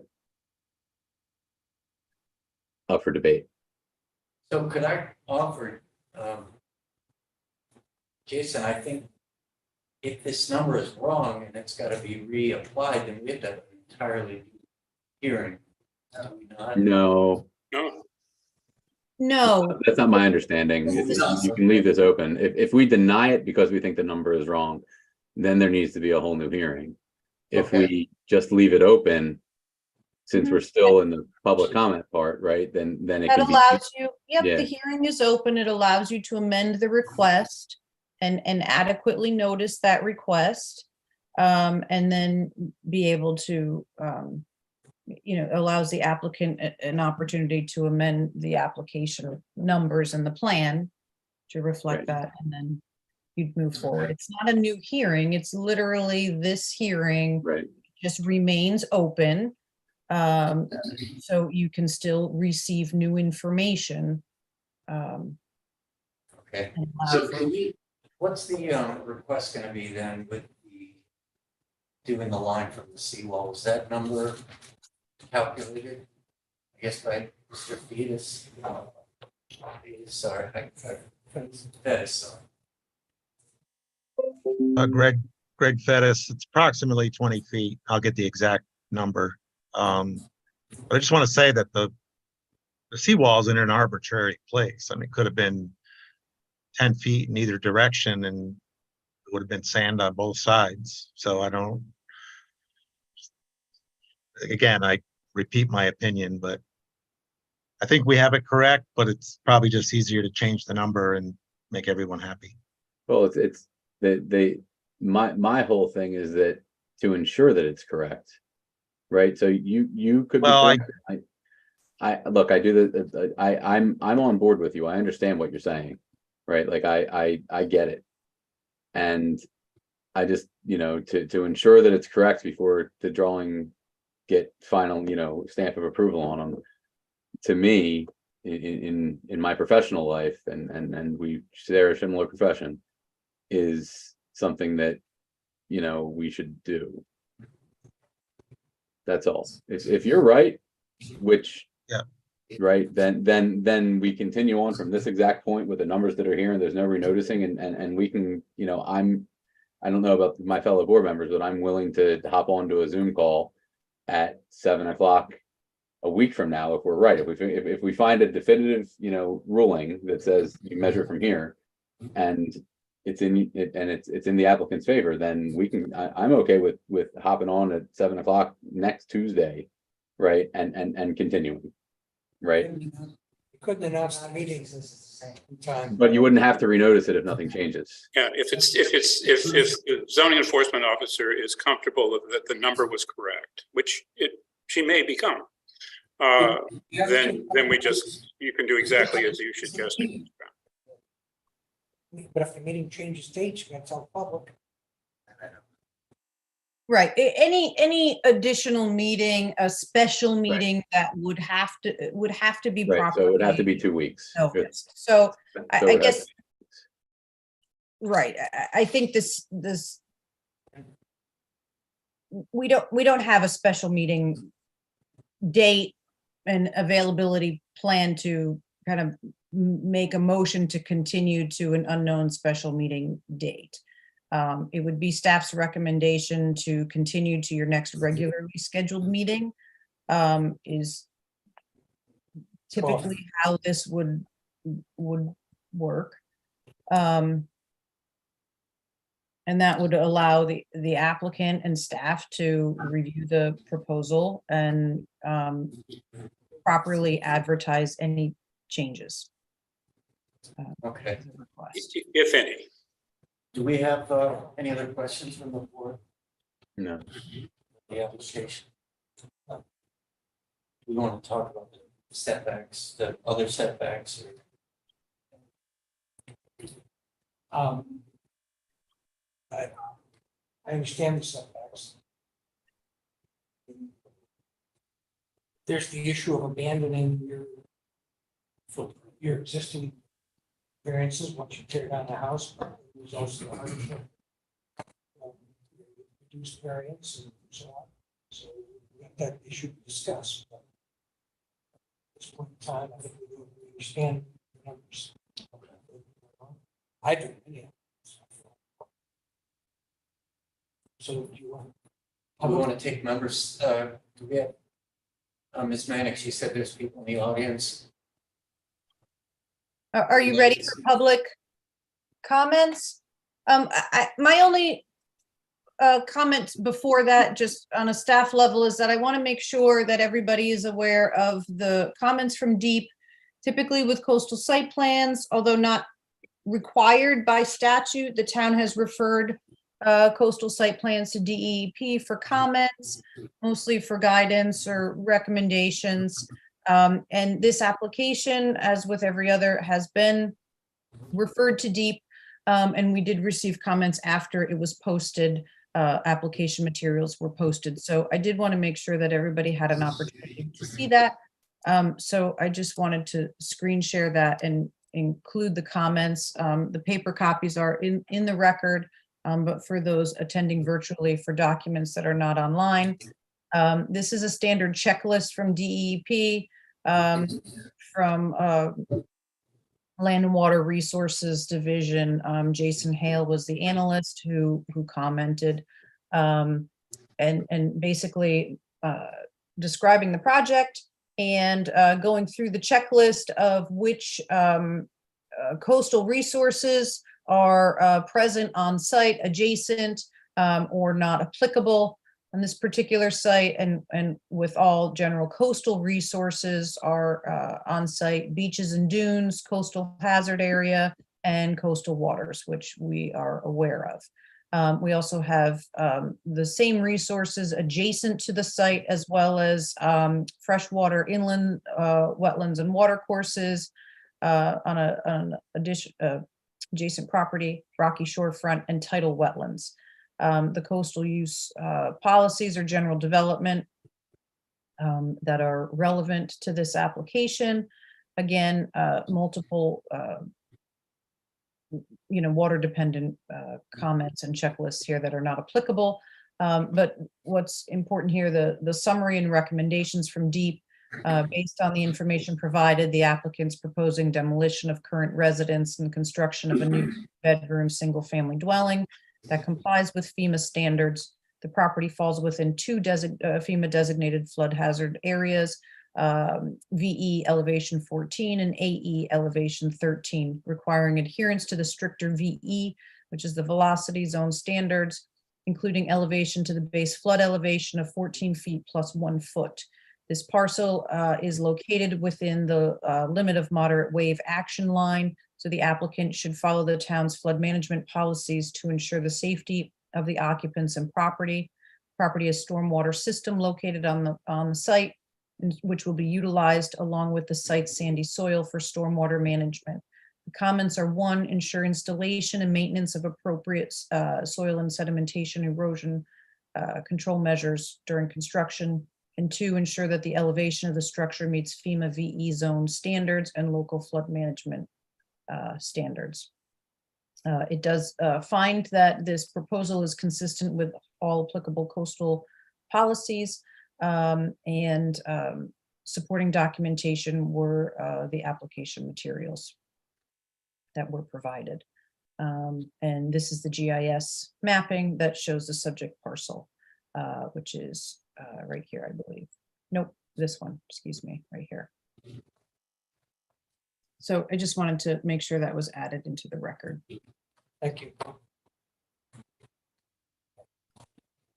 So do we have questions from or comments, questions from the public? I think there were. Please go ahead. Can you see your name and address, please? Sorry, let me just give you the. No, I need you, I'm gonna give you this so you can, otherwise it won't come up on the recording. Oh, sorry. So just for questions, for clarification, I'm Leslie Cecil and I'm sorry, I can't hear. For the record, if you could step closer to the. Is this better? Is that better? Yes. Can you identify yourself again for the record, please? It's Leslie Cecil, 29 Parker Avenue, and we are the neighbors to the east. And a couple of questions too with trying to understand the plan. When the decks that are the deck in the back, the elevated deck and the trellis, am I correct that those are 15 feet wide? correct, Ed? Hello? Ed? That, I'm, You're asking for the Oh, architect? I was asking the architect, but whoever has it, because I don't know plans that well, but I'm just trying to see, because it does extend much further from the end of the house, and it looks to me like it's, the elevated deck is 15 feet, as is the trellis on the floor above. And I just wanted to understand that. And. Trellis is not as deep. Forgive me, I'm sorry to interrupt you. Please continue. No, that's okay, because the way the pictures look like everything's lined up with our house, but it's not. It extends quite a bit further, so I'm just trying to understand. The proposed pergola, and by the way, it's an open pergola, it extends 3 feet less than the deck. But, well, how far is the deck? The deck is 15 feet? I think, Greg, am I wrong on this? It's 12 feet? I know that we've had some back and forth on this. Okay, I'm just trying to understand the proportions, and then the pool is 50 feet long, and the garage is 20 feet closer to the street than the existing garage. Approximately. Yeah, I'm just trying to understand, because the other comment I would make when I looked at the application is that you check that there are no wetlands, and there are across the street from where the garage is, and the DEP report acknowledged that. And I know they say that there's not an impact, I guess, on the environment or the coast, but I'm concerned there may be impact on when that marsh floods and the waters come and we have the garage closer and we have more water coming down our driveway into our garage. And I'm just trying to right now understand what the dimensions are of everything.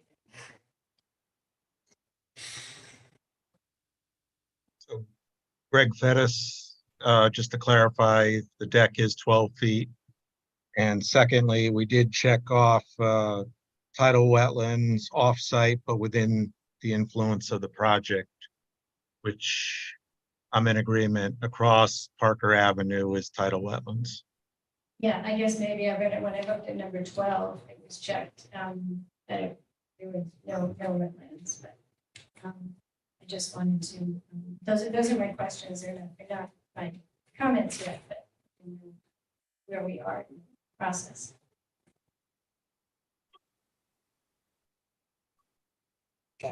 okay, thank you. Sorry. Anybody else have questions? Well, I have something in terms of opposition, but those were just questions. Sure. Does anybody else have questions? Any other? Sorry, I have some questions. Oh, sure. Bob Mancini, 59 Madison Avenue in Madison, Connecticut. I have a question just in terms of process. Has the board determined that the hearing is going to be left open in any event to the next meeting? We have to have a motion for that, but I think that's probably the way things are gonna go. Yeah. Okay. I do have an observation or a question, because I've been watching the development along Middle Beach Road for the last 6 years. I used to live on Linden Lane, so I've been in the area for a while. And I've seen the development. And I thought that, and the point that was made at the outset, the question of the number of variances, I guess the coverage has been solved for, but there's still 4 variances. And my understanding was that when houses were being reconstructed, that the board was encouraging or even requiring that there be conformity. And that was part of the point of having zoning regulations along the coast. So this proposal is not eliminating the need for variances. It's just reducing the impact of those variances. And I'm not sure, it's a different precedent that you're setting, in my view. That then open the door for others to take that same position. And I'm wondering to what extent the variances that are being requested are for personal preference versus necessity. And I understand Mr. Salzbeck's comment about, we've done everything that we can. I think done everything that we can within the applicant's preference as opposed to necessity. And so I just, again, I question the precedent here, going to set here. If these variances are accepted prima facie, just because they're reduced in terms of impact, as opposed to limiting. So I'll take a stab at that. If anyone else wants to jump in, please. So you're right. Basically, the first criteria is do we have a hardship? And in lieu of a hardship, the board usually has the discretion to say if you're going to reduce variances, reduce nonconformities, you can also take that into consideration. In this particular case, they are eliminating a lot coverage issue, so that's coming into compliance. As far as the other ones, that's kind of discretion. I think the board has to take into consideration the entire plan, whether it fits in. And the other thing is the applicant, if they were to rebuild the house exactly as it stands, they could keep all their existing nonconformities, so they could build at the same distance that they have now. So it would be slightly more. So that's something we all take into account. So there's no rule or anything that says, yes, you have to approve this, or no, you have to not approve it. It's kind of case by case basis. I don't know if anybody else wants to jump in. I think in our training for the land use law, there was a case law that basically said the requirement for a hardship is obviated by the fact that there are substantial reductions in nonconformities. And I don't know if anybody else will comment on that, but that's what we've been told. There's a specific case law on that. The other thing is, I will disagree with you that we have had a precedent of demanding everybody comply just because of those very circumstances. We've approved several down in that neighborhood that reduced their nonconformities. Middle Beach and West Wharf, both of them had changes when we said, okay, reducing nonconformities, so we allowed it. And so I don't think your statement is really fully correct. Well, thanks for the clarification. Yeah, I guess I'm speaking from experience from friends I know who were, again, it's case by case, so it's a lot of times it's building inspectors are getting involved as well, but there seems to be a leaning towards conformity. But I understand. And one other question: to what extent does the board take into account the impact on the adjoining properties, the adjacent properties, and in particular view sheds and such? I think, again, it's part of just the entire case. That's why I take them each individually, and it just becomes another factor we would have. We definitely do listen to objections. We take into account if neighbors are for or against. So it's just, again, a case. There's no hard rule. I think it's not a case by case basis, but we definitely consider how someone brings an issue up. We take it seriously. Yeah. Thank you. Sure. And I have another comment, but question with the setback, if you're talking about 20 feet, does that, because the house just at the sort of the front of it by the beach side is the E zone, everything else would be AE, but if it were required to move back, then the whole house could be AE and it would be safer and it would be lesser elevation. But I don't know if that's a consideration. it's hard for those attending via Zoom to understand what you're saying, Leslie.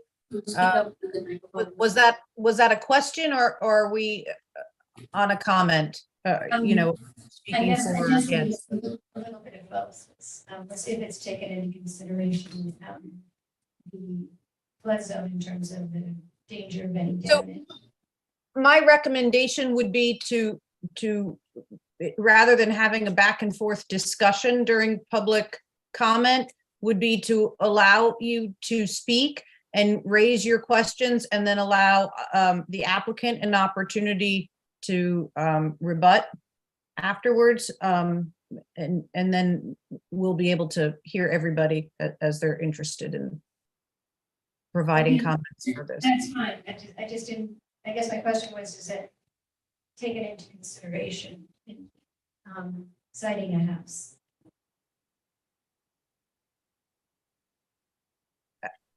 I guess citing the house, because in this situation, it's just partially VE, and then most of it would be AE, but if it's all AE, then it's safer and the elevation can be lower.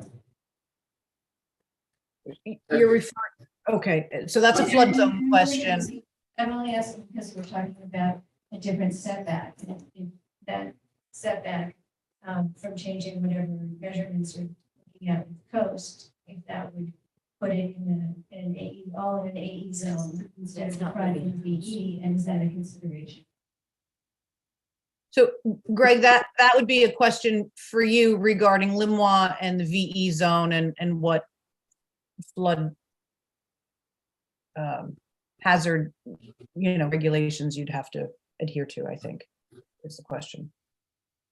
Yeah, so Greg Fettis Engineering. The fact that we're in two zones doesn't, if we moved it back, we're still in a Limois, so we're still required to design to V zone regulations. So it doesn't affect the design. It may affect the height by a foot, but that's it. Trying to understand, it's all very confusing for me. Aaron, Ms. Mannix, is there anyone online who has questions on Zoom? Sure, if we have 4 attendees attending via Zoom.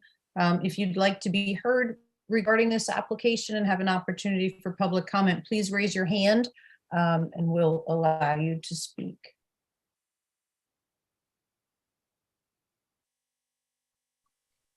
I don't see anyone at this time with their hand raised, Mr. Chair. Good. Would anyone like to speak in favor of the application or against? Okay, Sorry. So I was gonna say, I think you're gonna speak I'm again. the only one, but. that's fine. But, yeah, I had written something, but I think it's not applicable because some of it was my trying to understand what qualified as a hardship. And so you sort of answered that because the fact that they knew the zoning before they planned it and all these things, it doesn't matter. Sorry.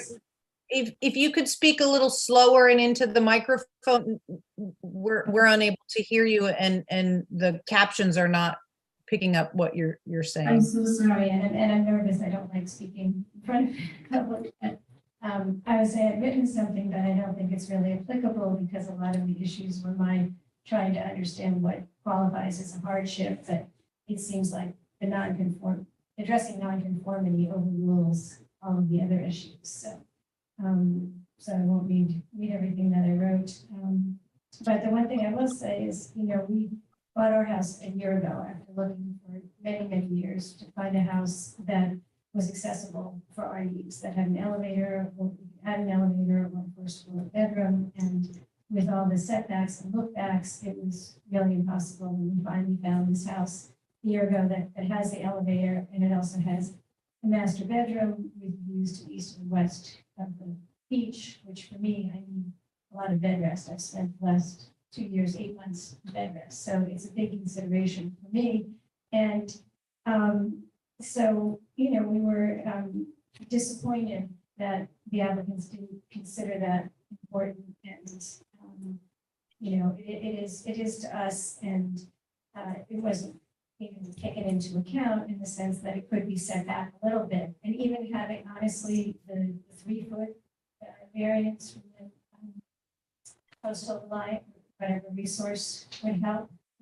So these are considerations for us. And then my other questions, I think you answered, were also the concern with the impact of water flowing, from down the street. All the coverage, I mean, putting the 50-foot pool, and moving the garage, those things might impact us. Reasons that we're not in favor of it, and we feel that they could build something that's maybe not exactly what they're looking for, but pretty close, with observing some of the setbacks and lesser variances. Against. Anyone else like to speak against?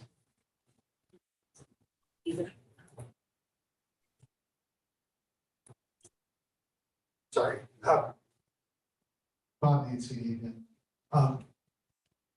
Sitting with Leslie, her husband, because, I friends of theirs, I've been to their house and looking at, the impact on their views from this plan, it strikes me that there is some room for compromise potentially, where if the house were not extended as far, it would not obstruct their views to the extent that the plan does now. And there doesn't, from what I understand, there was no sort of room for negotiation. And so now here we are at the hearing and leaving it to the board to decide whether maybe there is some room to compel the applicant to, if you will, negotiate, so that their views can be preserved.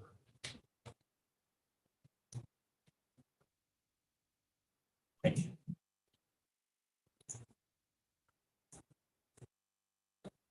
Any final question or final comments from the audience? Any comments from the board?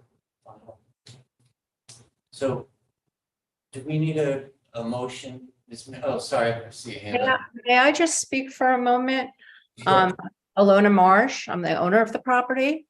As Ed had said earlier, I rented it last summer before I became fortunate enough to buy the property. We had always planned to renovate the property. We loved it. It was, where I want to retire and spend the rest of my life. We were actually encouraged by our neighbors to buy the property when it became for sale. I want to say that I have not been obstinate. I was in touch with my neighbors at least monthly during the process since I bought the place last September. And we have invested over $70,000 in the planning thus far to get to this point before you. We've relied on the advice of lawyers and engineers and many, many meetings between them and the architects. And we've really just done our best to work within the parameters of having a house that isn't, I think someone said, like a tandem bike. It's a very narrow lot. I'm making a smaller house. I know it's listed as a 4-bedroom, and in effect, it's really a 5-bedroom house. It has a full-size attic, a full-size basement.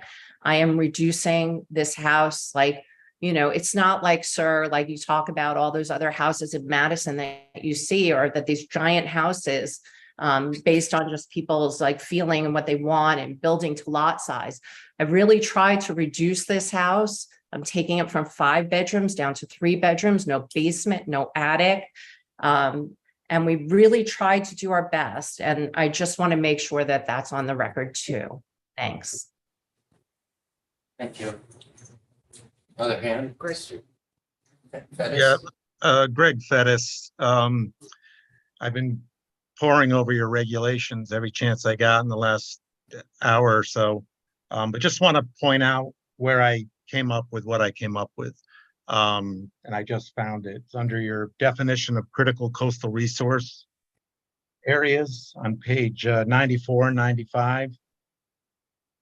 If you, Yes. it talks about beaches and dunes, but we really don't have dunes. So if you go down a little bit further in the definition, it talks about tidal or coastal waters. And it says in parentheses, measured from the high tide line, determined by locating a visible line of oil, scum, crushed shell, debris, vegetation, or any combination of these, indicating the highest point reached by water. The high tide line should be calculated to include spring high tides. So that's what we did. We took coastal jurisdiction line as the new high tide line in the state's view. So I just want to stress that I do think our number is correct. We did take it right out of your definitions, and I'm sorry I didn't find this a little bit earlier. So Greg, I agree. That's where I was reading with you earlier when we talk about beaches and dunes.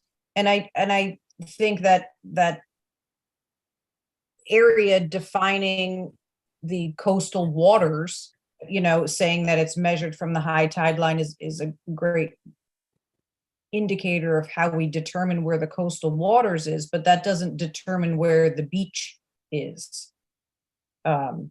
There's nothing, you know, it talks about beaches and dunes and, you know, dune measured from the landward boundary of the frontal or primary dune, but it doesn't exclude the dune. I guess that's my concern from and resort only to the coastal waters. Do you understand what I'm saying? There is no dune, so but there's beach.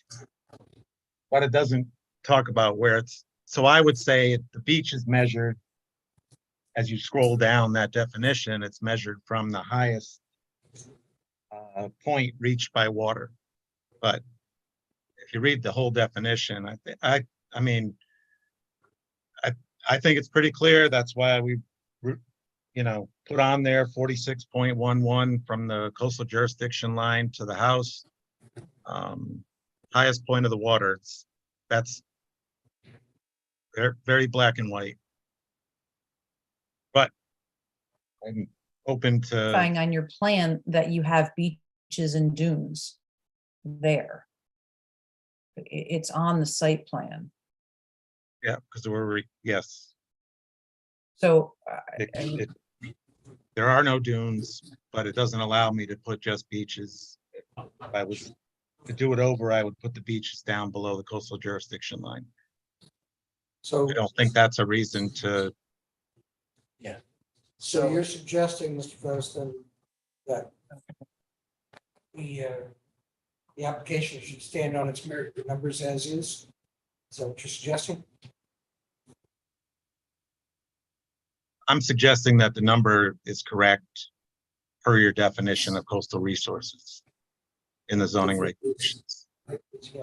Seems like your zoning enforcement officer still disagrees, so I would either leave it up to the commission to, and we could try to iron this out. But again, like I said earlier, the easiest thing might be just to change the number. I guess my question, Do we need a motion? Greg, you're Keep this open. a critical coastal resource landward of CJL. So I don't think on this plan, I don't think we can ignore that and then determine. I think the measurement needs to be taken from the closest critical resource, which you have identified on your plan. Is there a question about the accuracy of the plan in terms of certainly the labeling of that area? And the alternative may be to act conditioned. I would agree with to act conditioned on a revision to the plan. I agree that the beaches and dune area is accurately identified on the plan. It's the critical coastal resource distance that, in my opinion, should reflect the distance to the beaches and dune, not the coastal water. I don't believe the coastal water is the closest critical resource. So we're going around in circles, and I'll just go on the record for saying that where we are right now, I would not approve this project. So if you want to go to a vote, please do it, but till we have the right numbers, this town needs to make sure we have the right numbers. If we don't have the right numbers, we can't approve it. And I If there's a disagreement on what the numbers are, and I hear there's a disagreement, and I have to, personally, my comment, I have to defer to either the town finding out what the right measurement is and then coming back, so you can either put it to a vote or you can extend it. I agree with you. So, Ms. Mannix, do we need a motion to keep the hearing open, or do we just go to the next? You would need to have a member make a motion to continue the hearing to the September 12th meeting. Okay, so I'm gonna make a motion to extend Continue. appeal number 2312, 31 Parker Ave until the September meeting. Can I get a second? Second. Second, All in favor? aye. Any opposed? Okay, so we'll take this up in a month. Thank you. In the meantime, please figure out what we're pulling from and please come to an agreement. Thank you all very much. Thank you. Jason, do you know us to sit an alternate for the last? Yes. Okay, can I first make a motion for a 5-minute break? I'm not going to come back from the 5-minute break. Okay, all in favor? Aye. Aye. Resume in 5 minutes. If you want to go. Thank you, Jason. Yeah. Thank you, Aaron. Yes, Maria, would you like to just pause or mute, I guess, for 5 minutes here? Do I do it on the thing? Yes, Okay. and we'll be back at 9:05.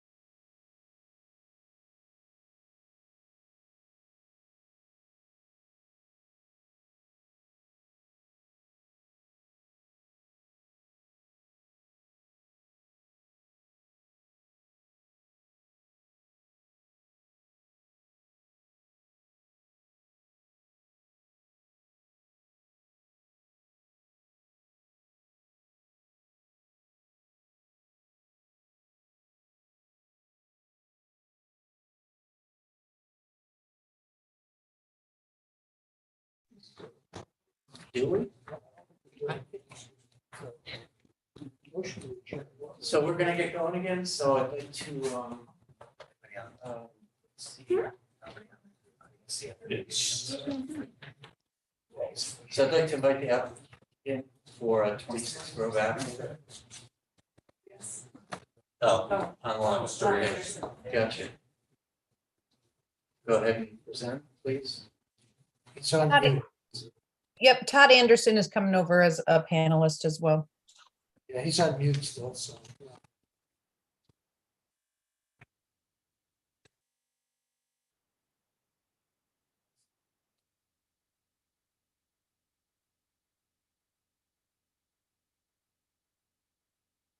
Here he comes.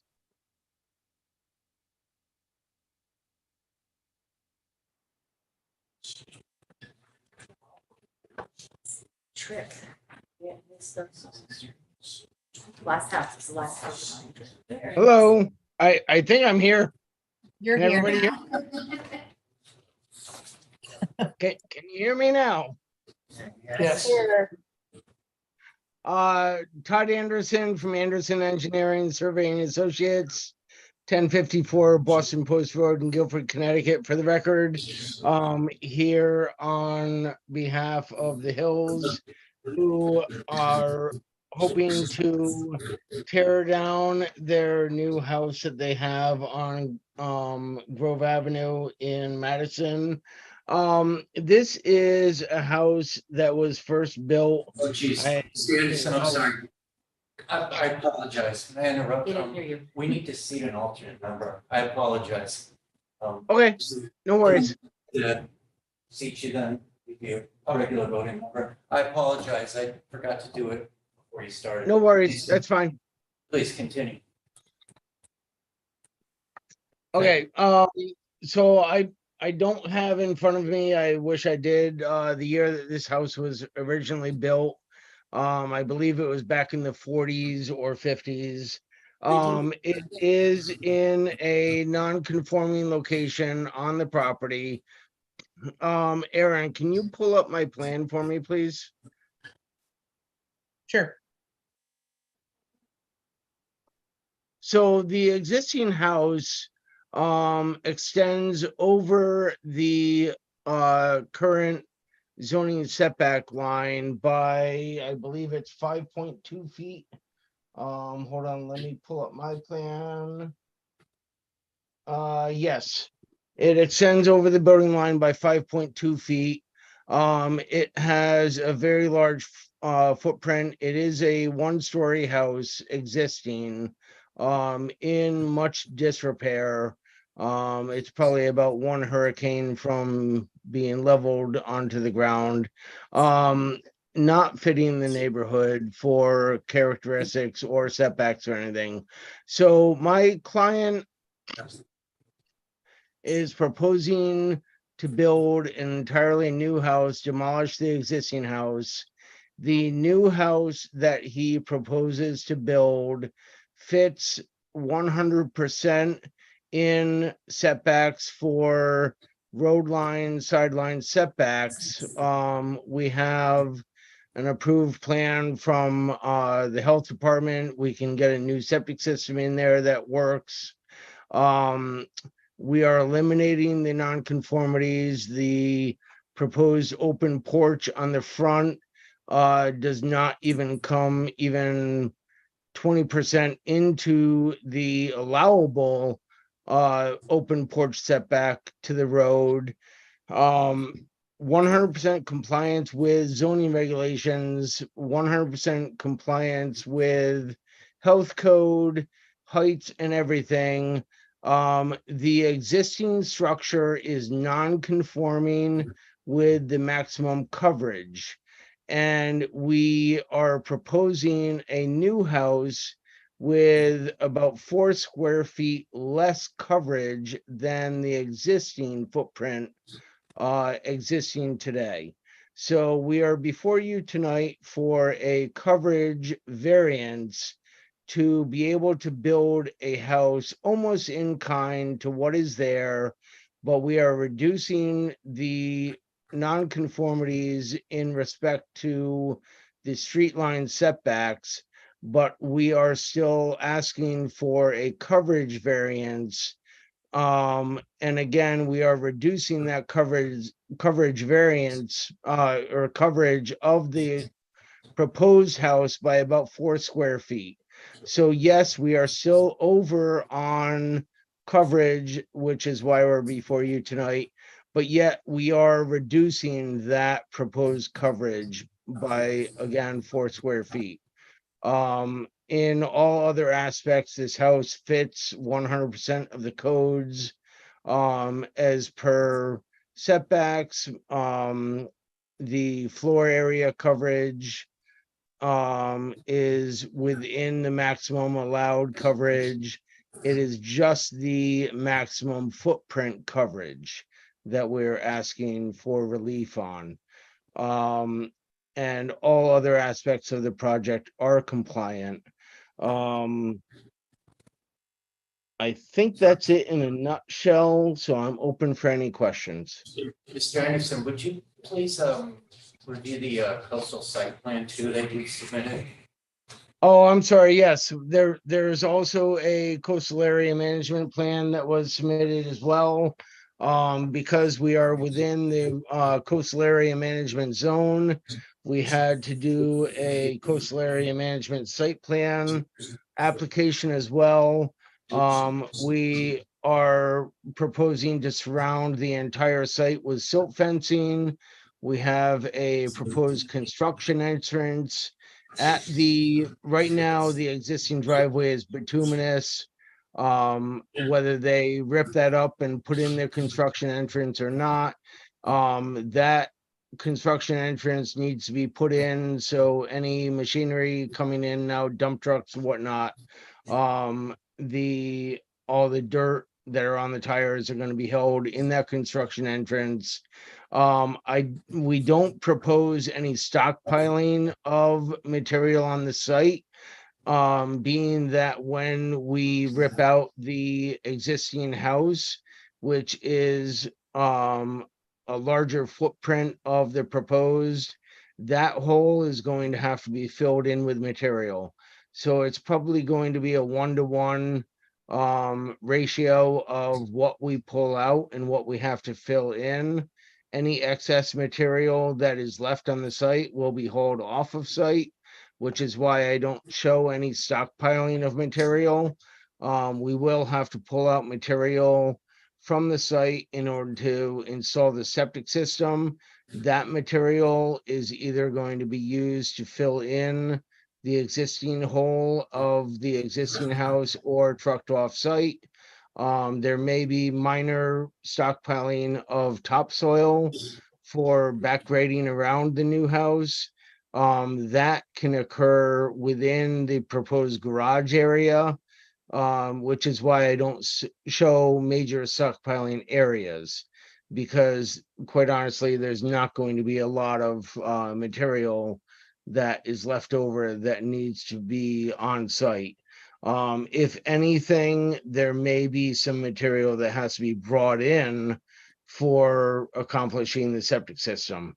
And again, it would not require major stockpiling of material. But again, the entire site, I propose a silt fence around everything, which will not only contain, it's a pretty level site, so we don't have to worry too much about soil erosion.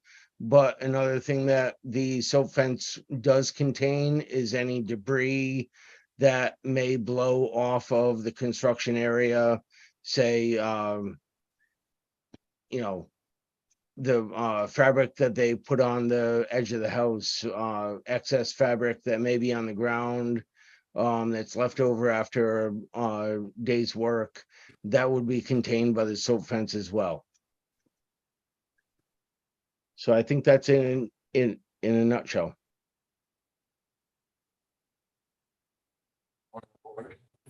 Questions? So let me go over that one reduction you're talking about again. You're talking about reducing that by 4 square feet out of 2,000, Yes, we have an existing coverage of 2,130 square feet.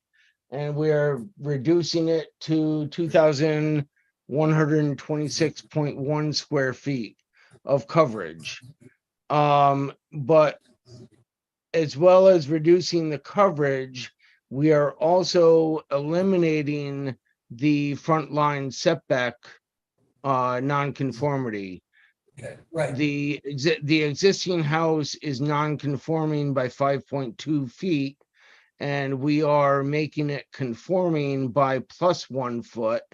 And then the proposed open porch on the property, which is proposed at, I don't have the dimension on here, but the proposed open porch is going to be 27 feet setback from the road, where we are allowed 20 feet.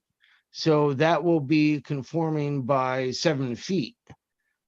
So they could have done a much larger open porch, but that would have also added to their building coverage. So that doesn't work. So we are reducing coverage and also making this house 100% compliant with setbacks. Right. So,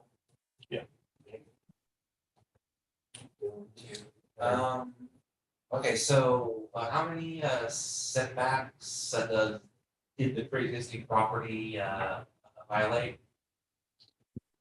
The front setback, it violated the front setback by 5.2 feet with the main house. Okay.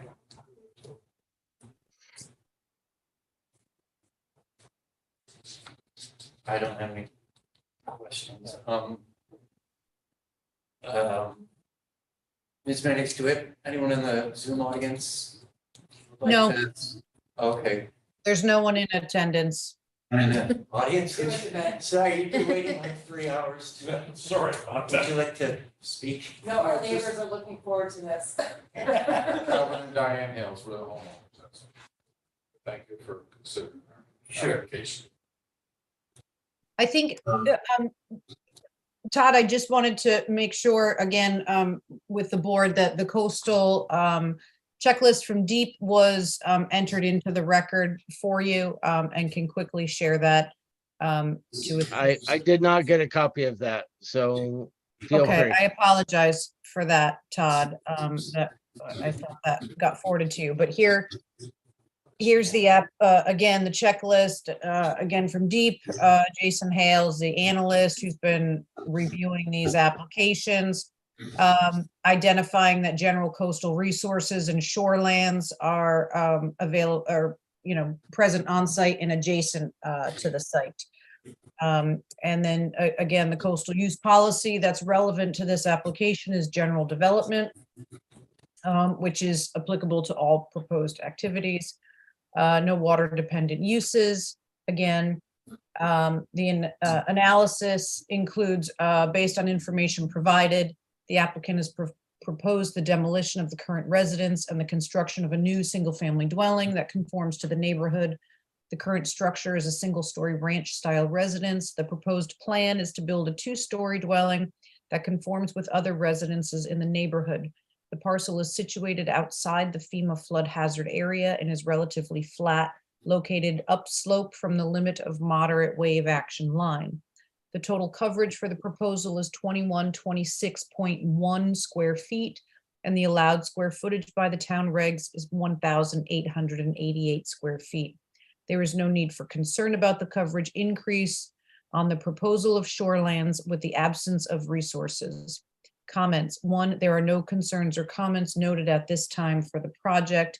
And the finding is that this proposal is consistent with all applicable coastal policies. And again, the reference, okay, he did not do a GIS mapping. So that's the state's findings. Thank you. So any final comments from the applicant? Mr. Anderson? I just want to make note of the fact that we do not show any stormwater infiltration into the ground, being that we are reducing the limits of the existing impervious area. So we are not required to show that. Right now, the stormwater gets discharged to the ground, and we propose to do the same. We sit on top of beautiful sand and gravel, which has a great impervious rate. So we feel the need for any stormwater management is mute. So we are going to be doing the same as what exists now. So I just wanted to state that for the record as well. Thank you. Any other final questions from the board? I'd like to make a motion to close the public portion and move to deliberations. So moved. Second. All in favor? Aye. Any opposed? Okay, Dylan, you want to start? Sure. So I would say I'm probably inclined to approve. I feel that homeowners have reduced the setback, and they've also, if like marginally, reduced the lot coverage. I think that's important, you know, the fact that they, you know, because, you know, in some cases, what happens is they'll intensify some of the non-compliances and reduce others. But in this case, they made sure that everything is being reduced, even marginally, even if it's marginal in the case of the show. I think it's pretty clear that there is a reduction on non-conformities in all cases, and I think that it's a good ground in terms of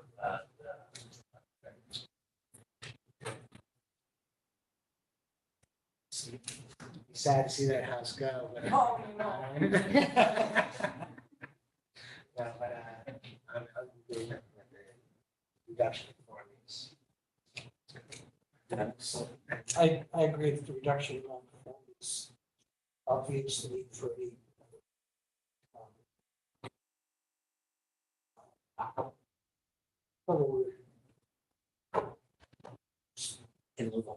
remove a hardship.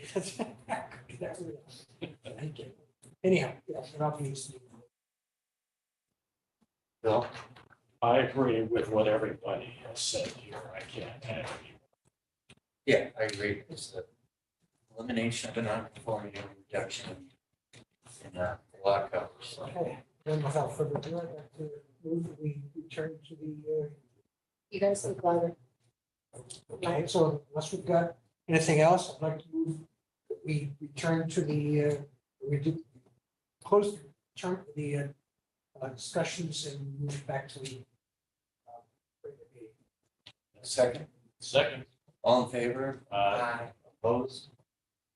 Okay, given that, I'd like to make a motion. That we approve application 23-13, 26 Grove Avenue. Grant the variance to section 3.8 to allow 2,126 square feet where 1,888 is required. And the reason is the reduction in non-conformities and eliminating the front yard non-conformity. I'd like to also that the variance is based on the plans as submitted, and that all construction must conform to those plans. And that we also find that this coastal site plan is consistent with the goals and policies of the Coastal Management Act. Second.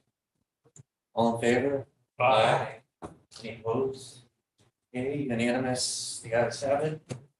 Congratulations. Congratulations. Sorry you had to wait this long. But it Hey, was worth thank it. you. With the new generator. Find us over for your house. Warming. Yes. Thank you, Maria. Yeah, you'll get a letter with the the certification. You have to make sure you file a certification with the town clerk.